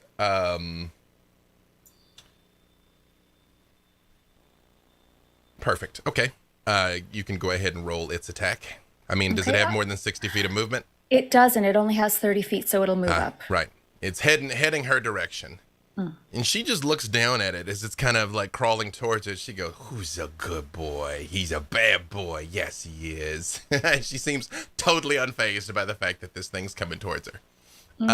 Uriah, it is your turn. Uriah goes, right, I can do this all day. And he's going to interpose him. So she's behind us now, right? Yeah, again, to be clear, you guys are very much in kind of a rickety old gravedigger's cart. There is like a cloth tarp over it. It is not like defensible at all, but it does kind of obscure your vision. So she was in front of you, and there's kind of a tarp where you can't quite see Ismark or Arena unless you open it. She's now on the other side, the open side, where you can clearly see out and see her, and she can see all of you. Okay. So yeah, I'm going to just say, Arena with me, as I'm getting healed. And does she cooperate? Will she come with me? Yeah, Arena does what you had. Like she's kind of looking down. She's got a sword and a bow. She's like, should I shoot? Should I engage when she comes near us? You see, she's shaking slightly, but her eyes are resolute. Uriah. Now, Rita, listen very carefully. I've got the book that she's after, and so I need you to protect me. So Yes. that's why we're going to go over here a little bit. Yes. Yes, I will. And she draws the sword, and you see she cuts through the tarp so you can get out easily. And she's like, "I'll protect you with my life, Uriah." Thank you. Good luck, everyone. You're gonna shimmy out the side, basically. I'm just trying to see what I can do as a bonus action. Now that you do kind of have some visibility to the side, again, everywhere in Barovia kind of looks the same. It is these like thin, knotty trees that are very sparse, but the deeper you go, it gets very thick, very quickly. And you all know that the wolves just show up once you go too deep into the woods. Seems to be nothing on either side of the road. She basically ambushed you in the middle of nowhere. Okay. Uriah is looking. I'll say the tree line is 60 feet on either side to get to the tree line. Cool. Uriah's looking a lot better on the wounds that he received, like the probably puncture wounds in his back from these beams have healed up. And he will say, just stay close to me. I'm going to need to try to protect us with a spell. You see, she doesn't hold your arm because she's got both hands on her sword, but she does like press shoulder to shoulder next to you. Nothing else. This girl is very brave. Like, she's like, let's go. Yeah. Oh, and Uriah thinks of Hildy, of course. He's probably somewhat less bloodthirsty than Hildy. Probably, yes. But also she's had a lot less sweets than Hildy. Yes. It's true. Perfect. Anything else from Uriah? Or you move just getting out of the wagon? There's so basically? many things I'd like to do, but I'll do them the next time I have an action available. I'll say you. I mean, you healed, right? I was about to say you didn't do anything, but you did that thing. Okay. But you are scrambling out of the wagon, though. All right, Nahara, you see Uriah and Arena are getting out and heading towards the tree line, or just away from the van. Like, Ruff, what is your intent of where to go? The other side of the wagon? Like, where do you mean to go, try to interpose Uriah? it. I'm trying to get her out of the line of fire. Got it. Okay, moving around to the front of the wagon. Okay, perfect. The horses are kind of starting to freak out a little bit. But Nahara, it is your turn. Actually, Nahara, it is not your turn. Give me a con save. Okay. Actually, I take that back. Not yet. Never mind. Not yet. It's fine. Yes, but it is your turn. Not yet means it'll be worse later. Wait, hang on. Sorry, I got this out of order. You just had your turn because you summoned the demon, and then it was Uriah. Yeah, I didn't think I was turn. up yet. Sorry, Right. Finn. Fen is popping dread form as bonus action. Again, Pulls since we Yes. haven't described it lately, what does Finn's dread form God. look like? Imagine Desmond, but with demonic wings. She's kind of beastly, but she has these giant leathery, almost bat dragon wings, and her eyes shift to be more red. Claws out. When Rose looks at you and she's like, I don't know why you don't look like that all the time. That is incredible. Both of you, incredible. I don't even acknowledge. I don't dignify it with a response. 'Cause in dread form, I could get to her, couldn't I? Or is it only 60? 120 feet, so can Oh you yeah, move that this. I believe so. Yes. So yeah, I am basically doing like the movie catapult, bearing down on her wings out with Nepenthe drawn.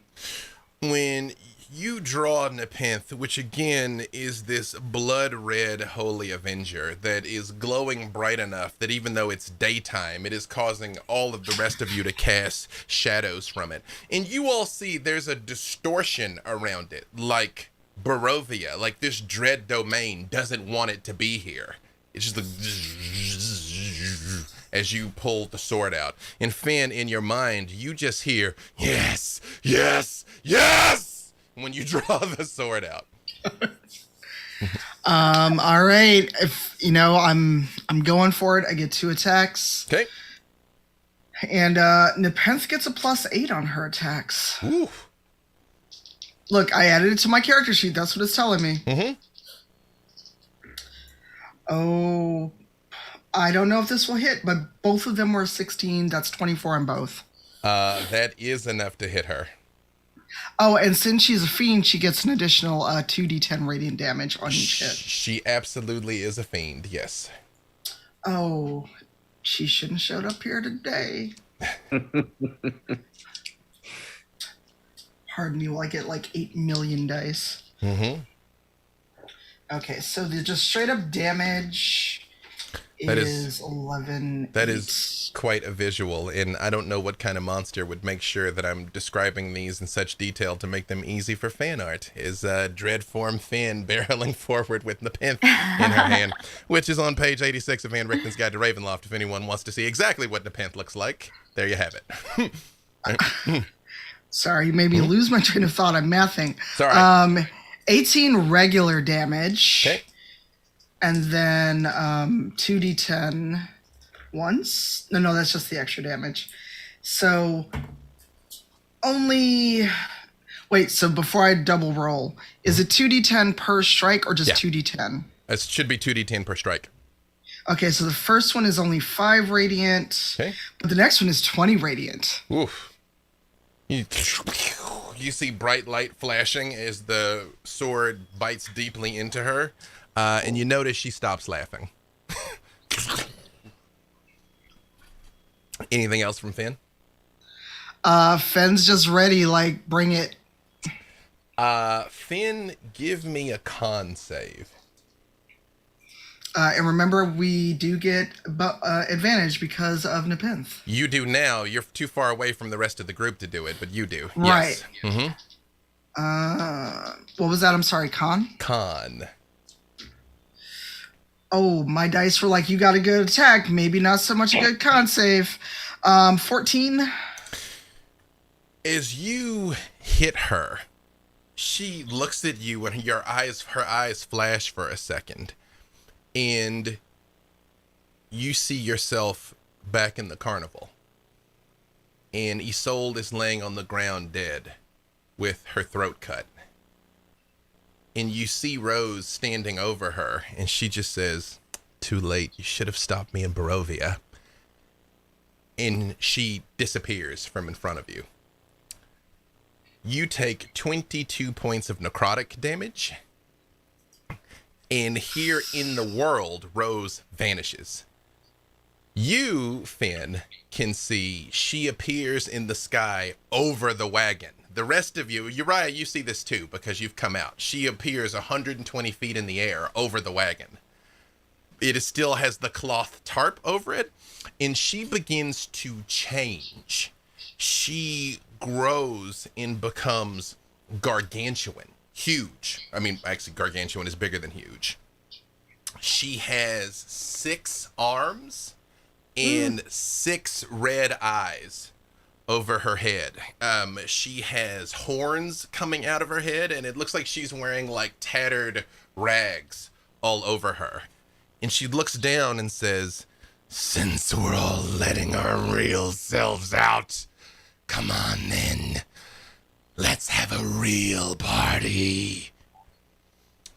But that is her action. Well, that is her legendary action in this case. Valentine, you hear that over you. So you're pretty clear she's right up there. But again, because of the tarp on the wagon, you can't see her. You are muted, ma'am. There we go. I will move out of the wagon. And I would assume once I get out, she's now pretty hard to miss. Mm-hmm. Great. She's casting a big shadow over the whole road because she is gargantuan up in the sky. I would like to quicken spell a firebolt as a bonus action through my quicken spell. Mm-hmm. That is... Oh, yeah. Mm-hmm. Perfect. 120 feet. 100, yeah. She's 120 feet away. Have at it. 24 to hit. That is enough. Great. And then... for my actual action, since we're all letting ourselves show, I'm going to snap my pearls off of my neck and I'm going to cast Hypnotic Pattern.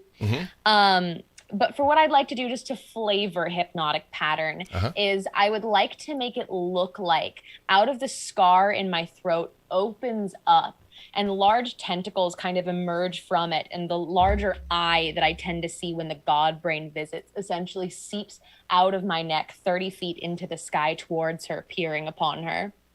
In your head, you hear, yes, yes, show them your power, Valentine. Actually, Hypnotic Pattern can go all 120. Let's get that eye right up in her She's face. literally going to eyeball her, okay? Yeah. That's a save from her, correct? That is a wisdom save. What is it that she needs to beat? 15. I'm having trouble mathing today. You see the eye does come right up, and she seems like she's going to wince for a second, and then just a big smile comes across her face. Glorious.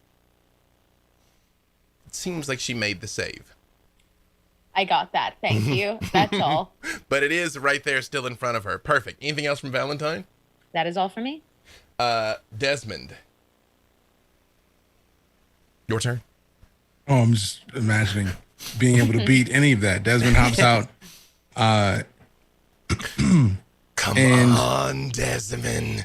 Show me the real you. The one you keep hiding. You keep promising. If not now, when?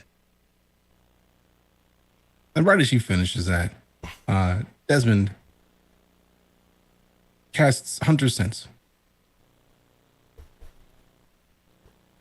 That's the one that will let you know if she has any vulnerabilities? Yep. What You else? immediately learn whether the creature has any damage, immunities, resistances, or vulnerabilities, and what they are. She is immune to psychic damage. She is immune to being charmed or frightened. And I tell that to everybody that's nearby out of principle, Yep. just because reasons. Mm-hmm. And sadly, that is not a bonus action. But you know what is a bonus action? Hunter's Mark? Slayer. Yeah. That is either going to be that or Slayer's Prey. So yeah, either way, let's go. Let's Dealer's go. choice. You tell me. Let's go Hunter's Mark. I'm here to support you in your choices. Okay. Hunter's Mark sounds great. Let's do that. Well, you do know she's very slippery and likes to run. So if she tries to get away, Hunter's Mark will help you find her. Indubitably. The Slayer's Prey would not. True indeed. Okay. Perfect. After you do anything else from Desmond? You see all 6 of her eyes light up, and one of those beams arcs out towards you, and hits you for 17 force damage. All of you, give me... That's me, yes. Yes, that is against Desmond. Give me perception checks. Everybody can. 28. I'm going to say that is more than enough, because if anybody else doesn't notice this, you can tell them. Uriah, you've now seen her attack a couple of times. Every time she hurts someone else, her wounds start closing. When she shoots Desmond, you see... Yep. I'll shout that out to everyone. She's healing herself by wounding us, I think. Some sort of sympathetic magic, I'm not sure.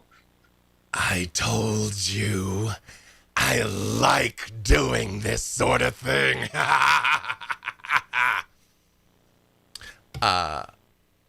Desmond, that was 17 points of force damage. The exact same attack she hit Uriah with. And then she looks at you and says, "Do it. Let it out. Let it out, Desmond." Not yet. And Ismark ducks behind the wagon and kind of shoots an arrow at her. And although she's literally big enough that she's blotting out the sun, it's just sort of like... off of her. He shoots a second time.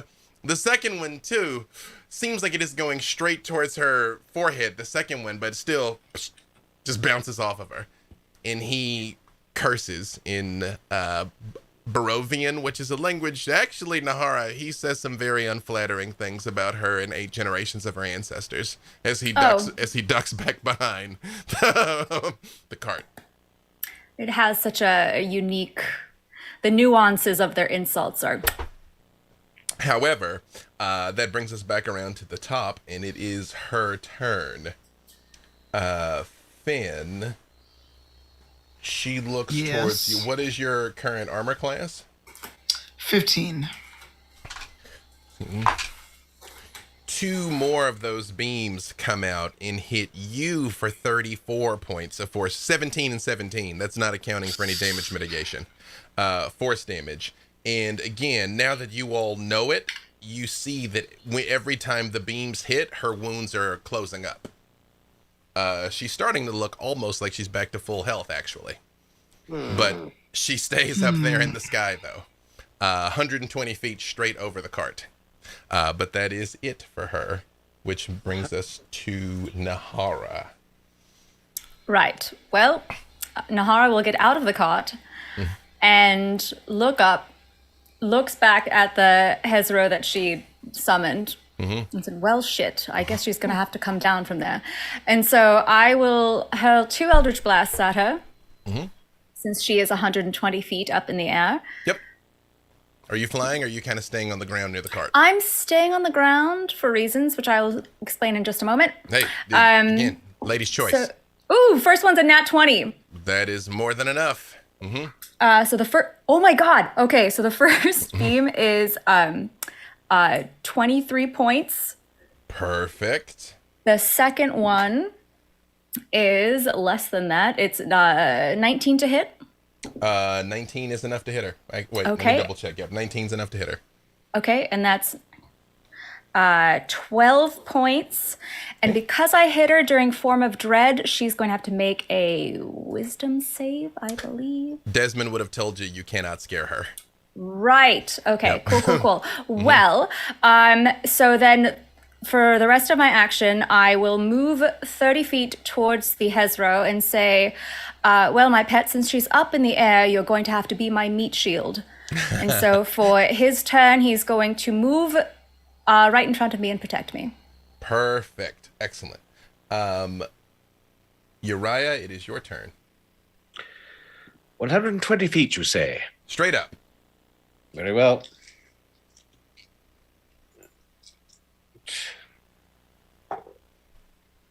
Does a 26 hit her? It does. Very well. That will be a guiding bolt, upcast. Perfect. Seriously. Nice. And total of 31 points of damage. And she is now bright glowing, so the next attack that hits, or the next attack is at advantage. She starts glowing, and she looks down at it, and she says, I always knew I was radiant. Thank you, Uriah. Anything else from Uriah?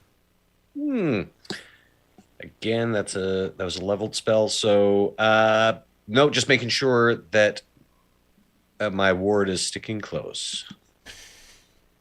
As you turn and look at her, she looks down and says, arena safety was part of the arrangement that you rejected.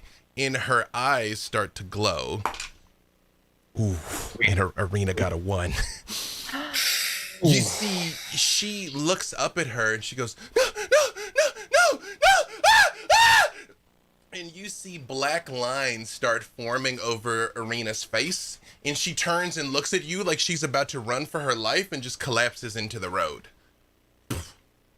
And you see the wounds on the collar closing up, and she's looking down at her and smiles. I get, as a grave cleric, I get spare the dying as a bonus action, and I don't have to be touching to do it, so that goes off. Technically, this happened after you. This is her legendary action. She does Bonus, this. not a After, reaction. she does it after Wait. your turn. Yep. Let me see if I can cast it as a bonus action or a reaction. I'm pretty sure it's a bonus action. It's for a grave cleric. Bonus. There we go. Yep. All right. Well, that's happening next time. Finn, it is your turn. You can fly, so at a diagonal, she's still 120 feet away from you. But you've seen Arena collapse in the road, also 120 feet away. As this gargantuan monstrosity is floating in the air. Yeah, because the one thing I was going to try to do to bring her down, she's way too far away. Mm-hmm. Fen is no longer thinking rationally because her prey is right there. Mm-hmm. So she's just going to go for it. Perfect. I'm going to put here in our group chat what it is she looks like, just for your own edification. Yep. No worries. Yep. I was trying to see if I could, because I can't do a spell and attack in the same round, correct? Correct, you cannot. Oh, well, I was going to mage armor. It's like Never mind. A Valor Bard and a Blade Singer can, but not you. I Of course just saw not that me. photo. Yeah. It's terrifying. Yeah. I will look when it's not my turn. She's a scary girl. All right, so I'm just using my full movement and attacking. Perfect. Go ahead and have at it. Let's Dice see if don't there's- fail me. If there's an easy way for me to show everybody here of what she looks like. One is a 26, That is enough. and the other dirty 20. That is also enough. Okay, so All right. I apologize to everyone watching right now. What I'm about to do is going to be very quick and sloppy, but I just want to give you all a chance to see this thing so that you can get what they're up against.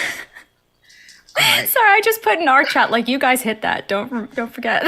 Yeah. And I put 10-10 worth it at the time. There it is. There it is. I can't stand That is.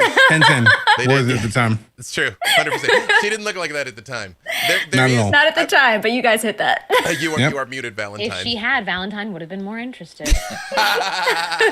I will also say there is a human woman that I had in mind for what she looks like that I'm always describing, but since it's a person, that's weird. I'm not going to show you the human woman I intended her to look like. Yep. Sorry. How much damage? That is 2 hits, Finn, including your radiant. I know, just the wheels stopped for a hot second. Regular. Just for the record, I apologize for interrupting. I super see Valentine considering that way more than anything else. You know what I mean? You might not have done it, but you're like, oh, okay, but now we're talking. Now it's a negotiation, you know? Right. Yes, I Finn. leave for 1 week. So regular damage is 19. Mm-hmm. First radiant is... Oh god, where's my radiant? My first radiant is 13. My second radiant is also 13, so another 26 radiant damage. Perfect. 1 second here. Just make sure. Excuse me.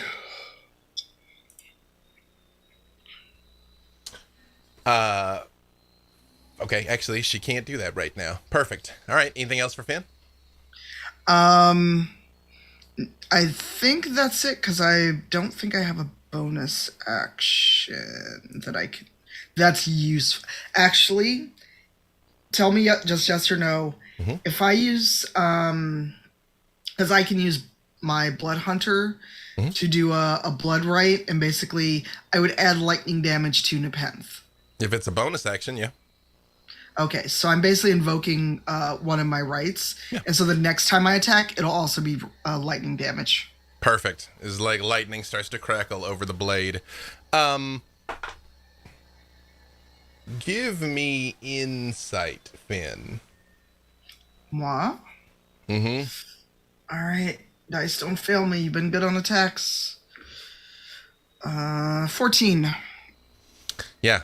She seems unfazed by this when the lightning starts to crackle over it. Nepenthe is just cackling maniacally in your head. All you can hear is like, yes, give me your head, give me your head, give me your head, justice! It's just Then aim better. on a loop. It's not my fault. You're the one swinging. Isolde would have killed her by now. Oh, it's like that? Okay, Yes, cool. it's like that. You guys are like a married couple. Perfect. Nepenthe standing in for Isolde. That's it for Finn? That's it for Finn. Valentine, it is your turn. Now, Finn is up in melee range with her in the sky. And you have seen Arena is collapsed not far away from you, kind of next to Uriah, next to the cart. Yeah. Okay, well, I can't do anything to help. I have not a healing ability within me, so I will just stand a little bit in front of Irina to try and obstruct any kind of like sight or shot on her to potentially give like cover for Brother Uriah to get in there, or Desmond.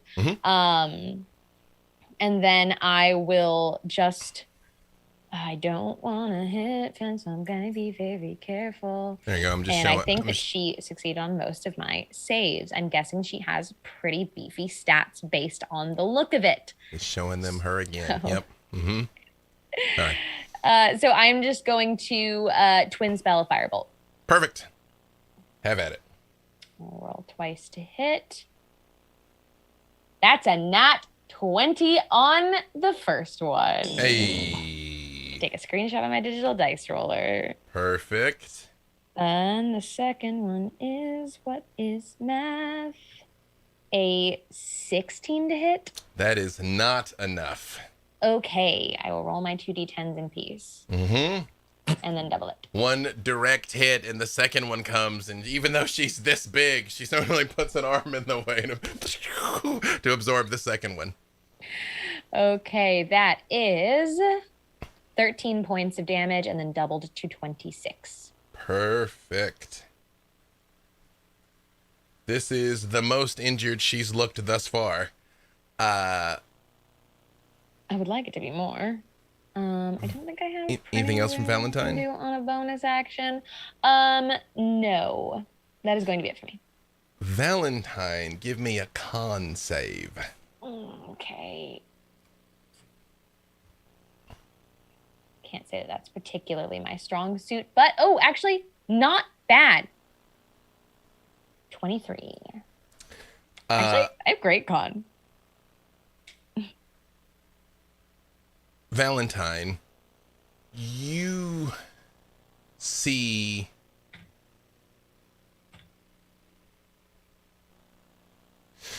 see an image starts to coalesce of back at the party, back that night, starts to form again. But you hear in your mind, we've gotten past that, haven't we? That doesn't work on us anymore. And the view never quite kicks in, but you do take 11 points of necrotic damage.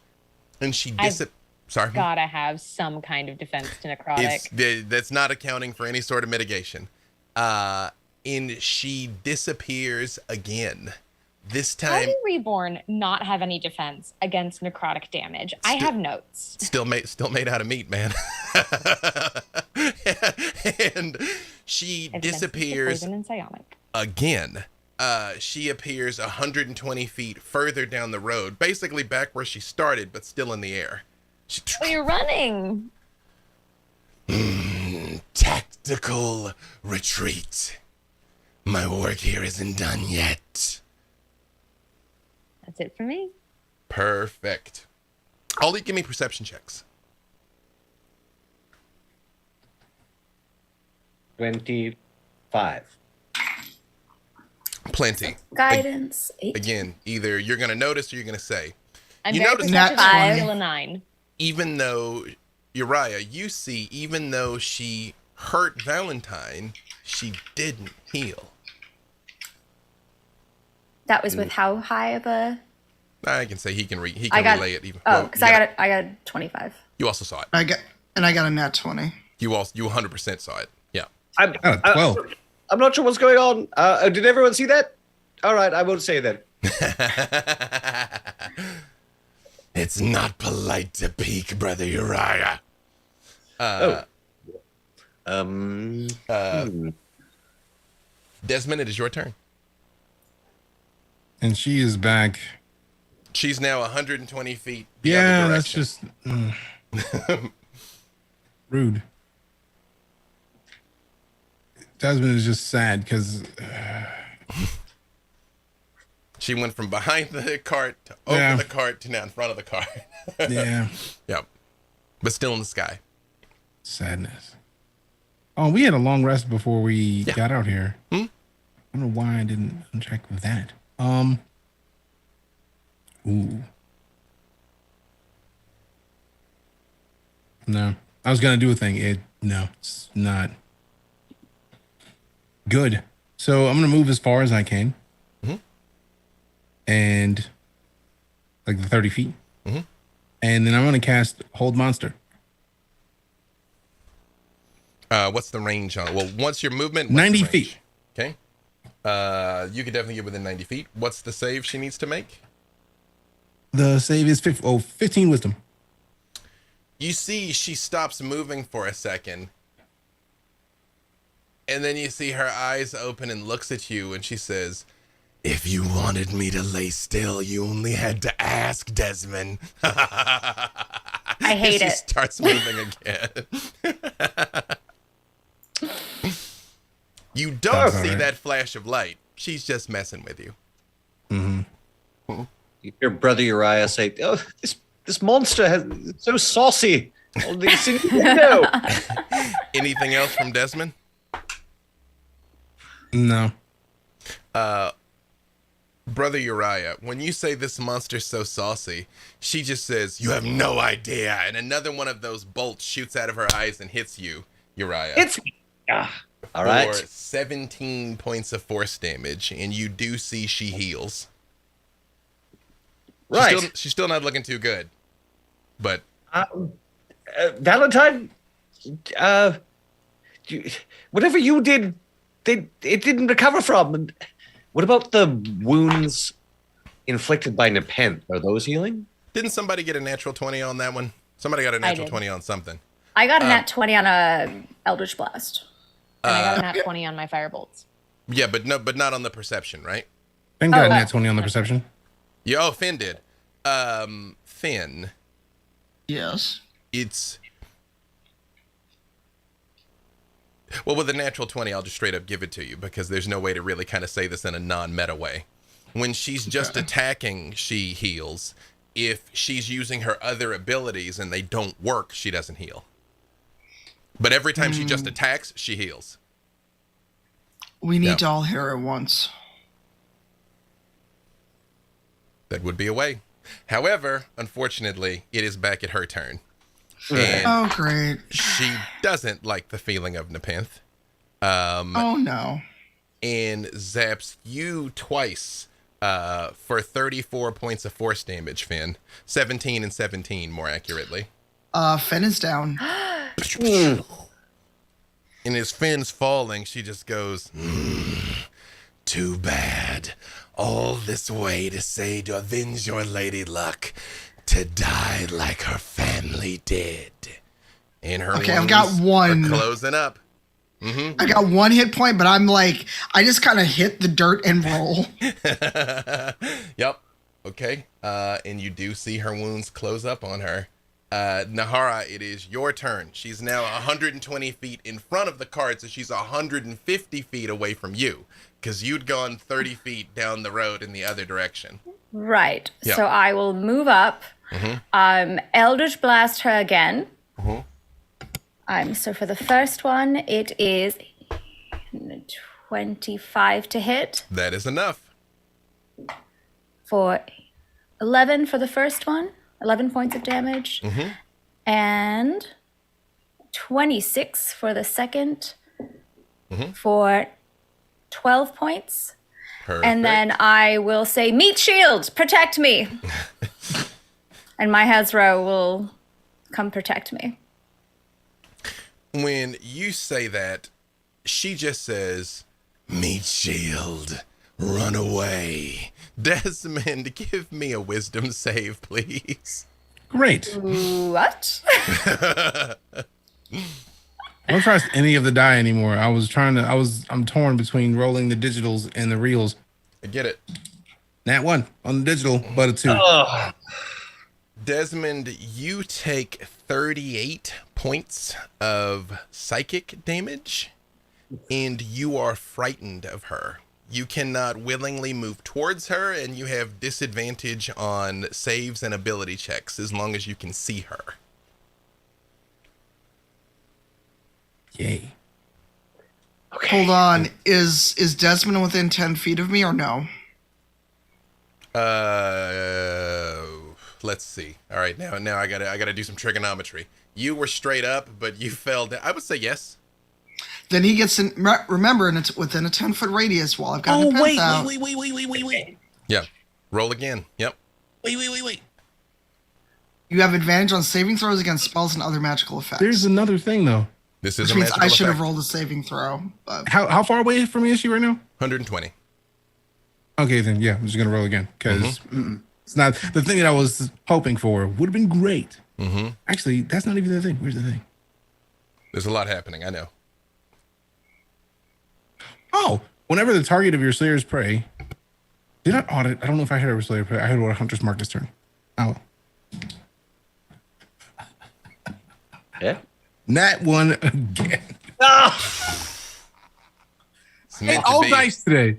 It's meant to I be, am man. melting every dice that I have right now. You know what it my is? It's because goodness. you're biased from that last time you hung out with it. That's why you don't really want to stop it. The safe word's pineapple. The safe word is pineapple. Yeah. I hate pineapples, but I don't though. Yep. 38 psychic damage, and you are frightened.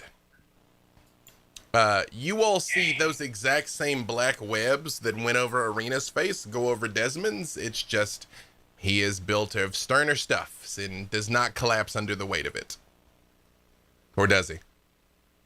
Nah, he's still. Yeah. He's not collapsed. Perfect. That was who just went? Sorry, I lost track of everything. Nahara. Yeah, Uriah. It is your turn. Because that was a legendary action from her. Again, Arena is unconscious at your feet.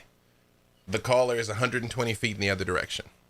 And Fen, you have 1 hit point, right? And yes, and Finn One. Finn is very grievously injured, also basically right near you. I'm gonna say Finn kind of came and tore through the roof of the cart and landed in the cart next to Tatiana. wow. You know, but you are right next to the cart. All right. So bonus action, spare the dying on Arena. So that's stable. She's at 0, I assume. You hear she takes a deeper breath, but is still laying on the ground.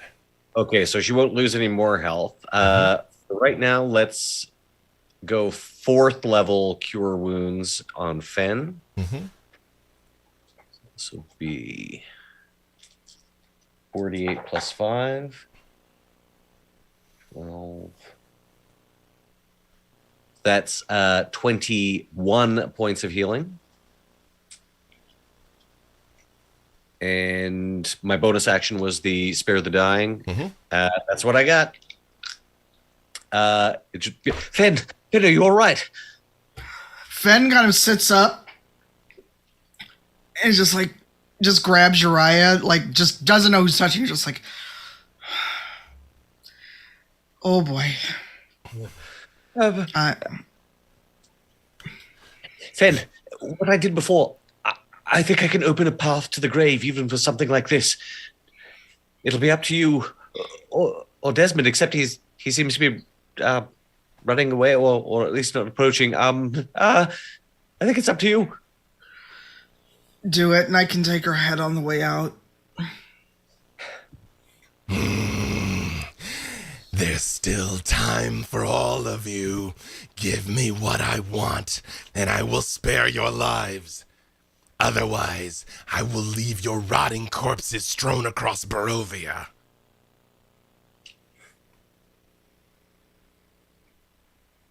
However, it is Finn's turn.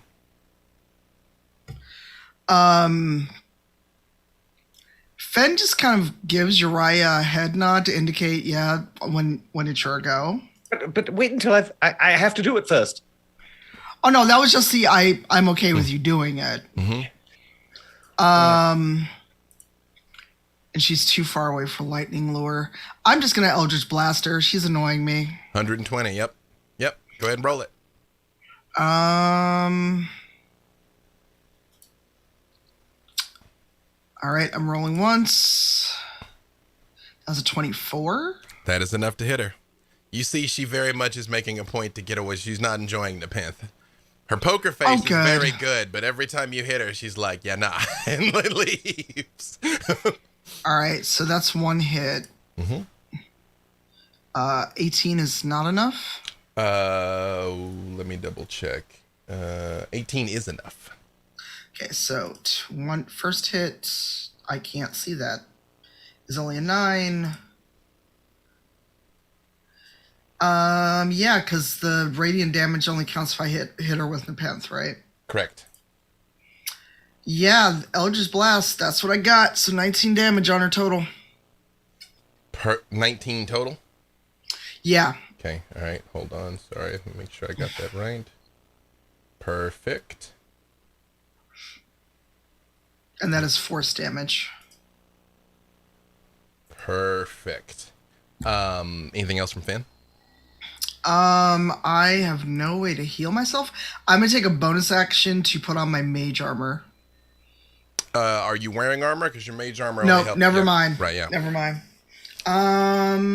Yeah, because that was a spell. I don't think I can do much of anything. It was a cantrip, else. so if you have a leveled bonus action spell, you can still do it. Yeah, I was... Everything else... Oh, wait. Would Nope, Cloud of Daggers won't reach her. Correct. I can Hellish Rebuke her. I keep forgetting about... Nope, it's a spell. Yeah, when that's the reaction when she hits you. You can Hellish Rebuke her. Right, and I kind of fell out of the sky when she hit me last time. Yeah, I'm donezo. Valentine.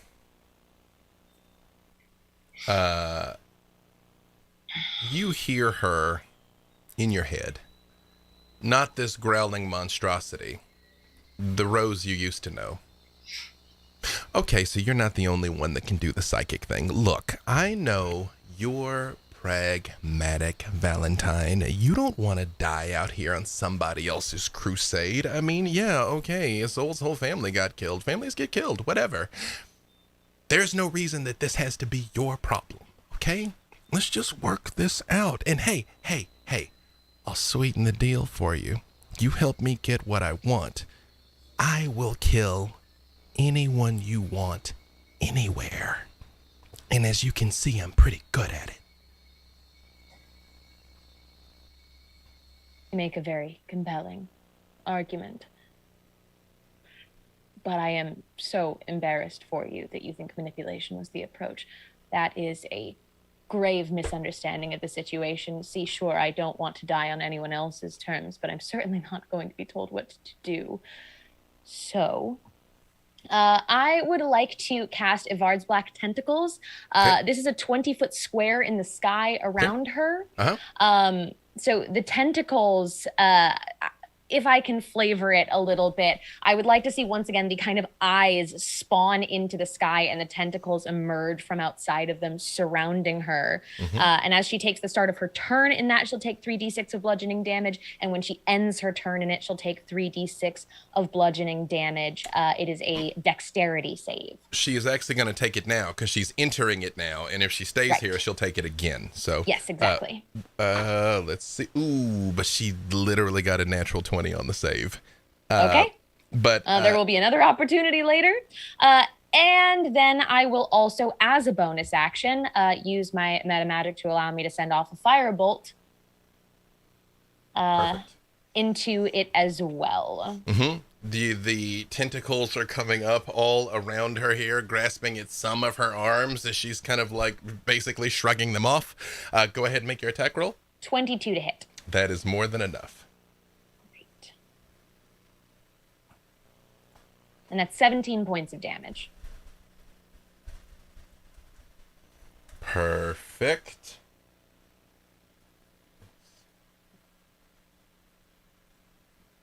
And that will be all for me on that. But the tentacles do stay up surrounding her, coming out of the various eyeballs, and everyone would be able to see them kind of emerging out of it, attempting to grasp at her. Yep.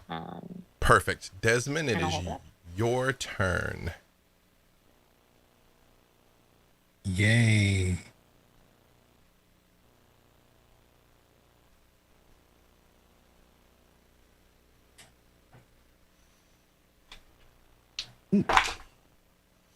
While you're deciding, I'm just going to tell you, Ismark sends 2 more arrows valiantly downrange that just...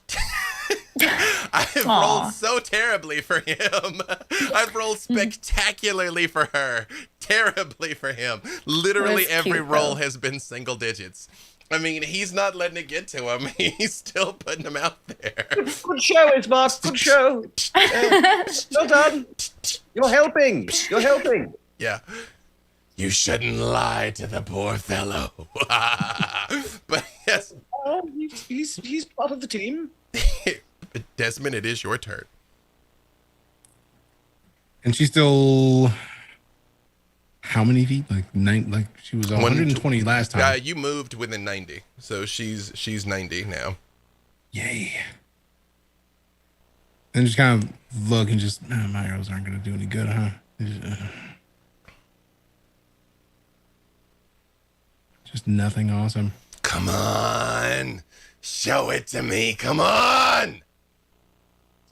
I would, but it's too easy.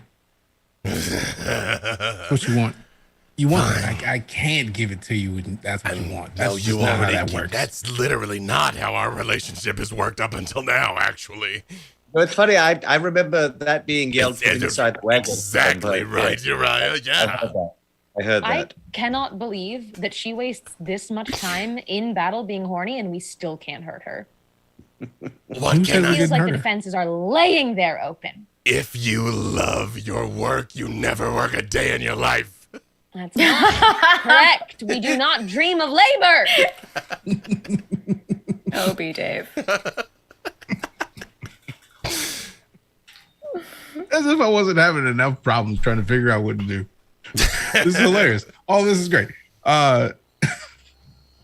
Is Desmond still afraid of her after her last? Yeah. Oh, in fact, hang on. Let me see how long the frightened condition lasts.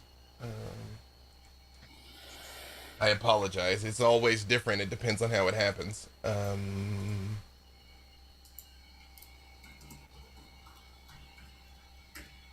Until the end of this turn. So you're frightened now, but then you won't be frightened after this. So you'll have disadvantage on any attacks or saves, and you cannot willingly go closer to her now. But after this, you'll be okay. That's what I was looking forward to. Thank you. I'm trying to find the.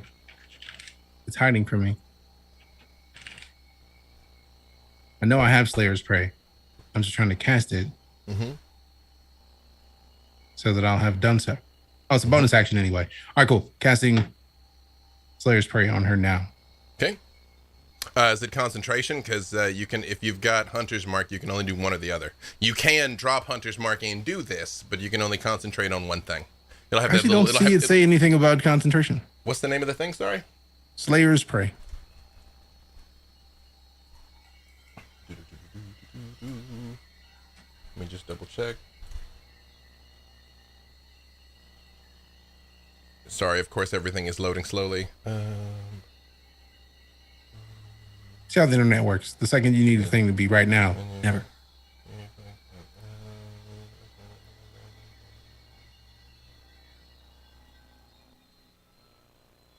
It does not say concentration. There's an argument that it is concentration, but I'm going to give it to you that you can still do it while you maintain your Hunter's Mark. Appreciate that. Mm-hmm. Done. And the arrow's not going to do any good. And he's not going to attack her because that just makes no sense considering he'd have to change. And just her hearing her excitement about him changing, he's just like, no. So he's going to hold action. Okay, well, this is the end of the round, so it's just you. You're the last one in line. Then really there's nothing for him to do. So is anybody I'm gonna cast a cure wounds on myself. Just one Perfect. good time. Perfect. She's Third looking level. perfect. She says, your ward is dying. Your grand conquering champion broken. Your lycanthrope has his tail between his legs. I think it's time to finish this. And you see all 6 of her eyes start glowing and her hands start crackling with black power. And that is a good place for us to stop. We'll see you next week for the rest of this fight.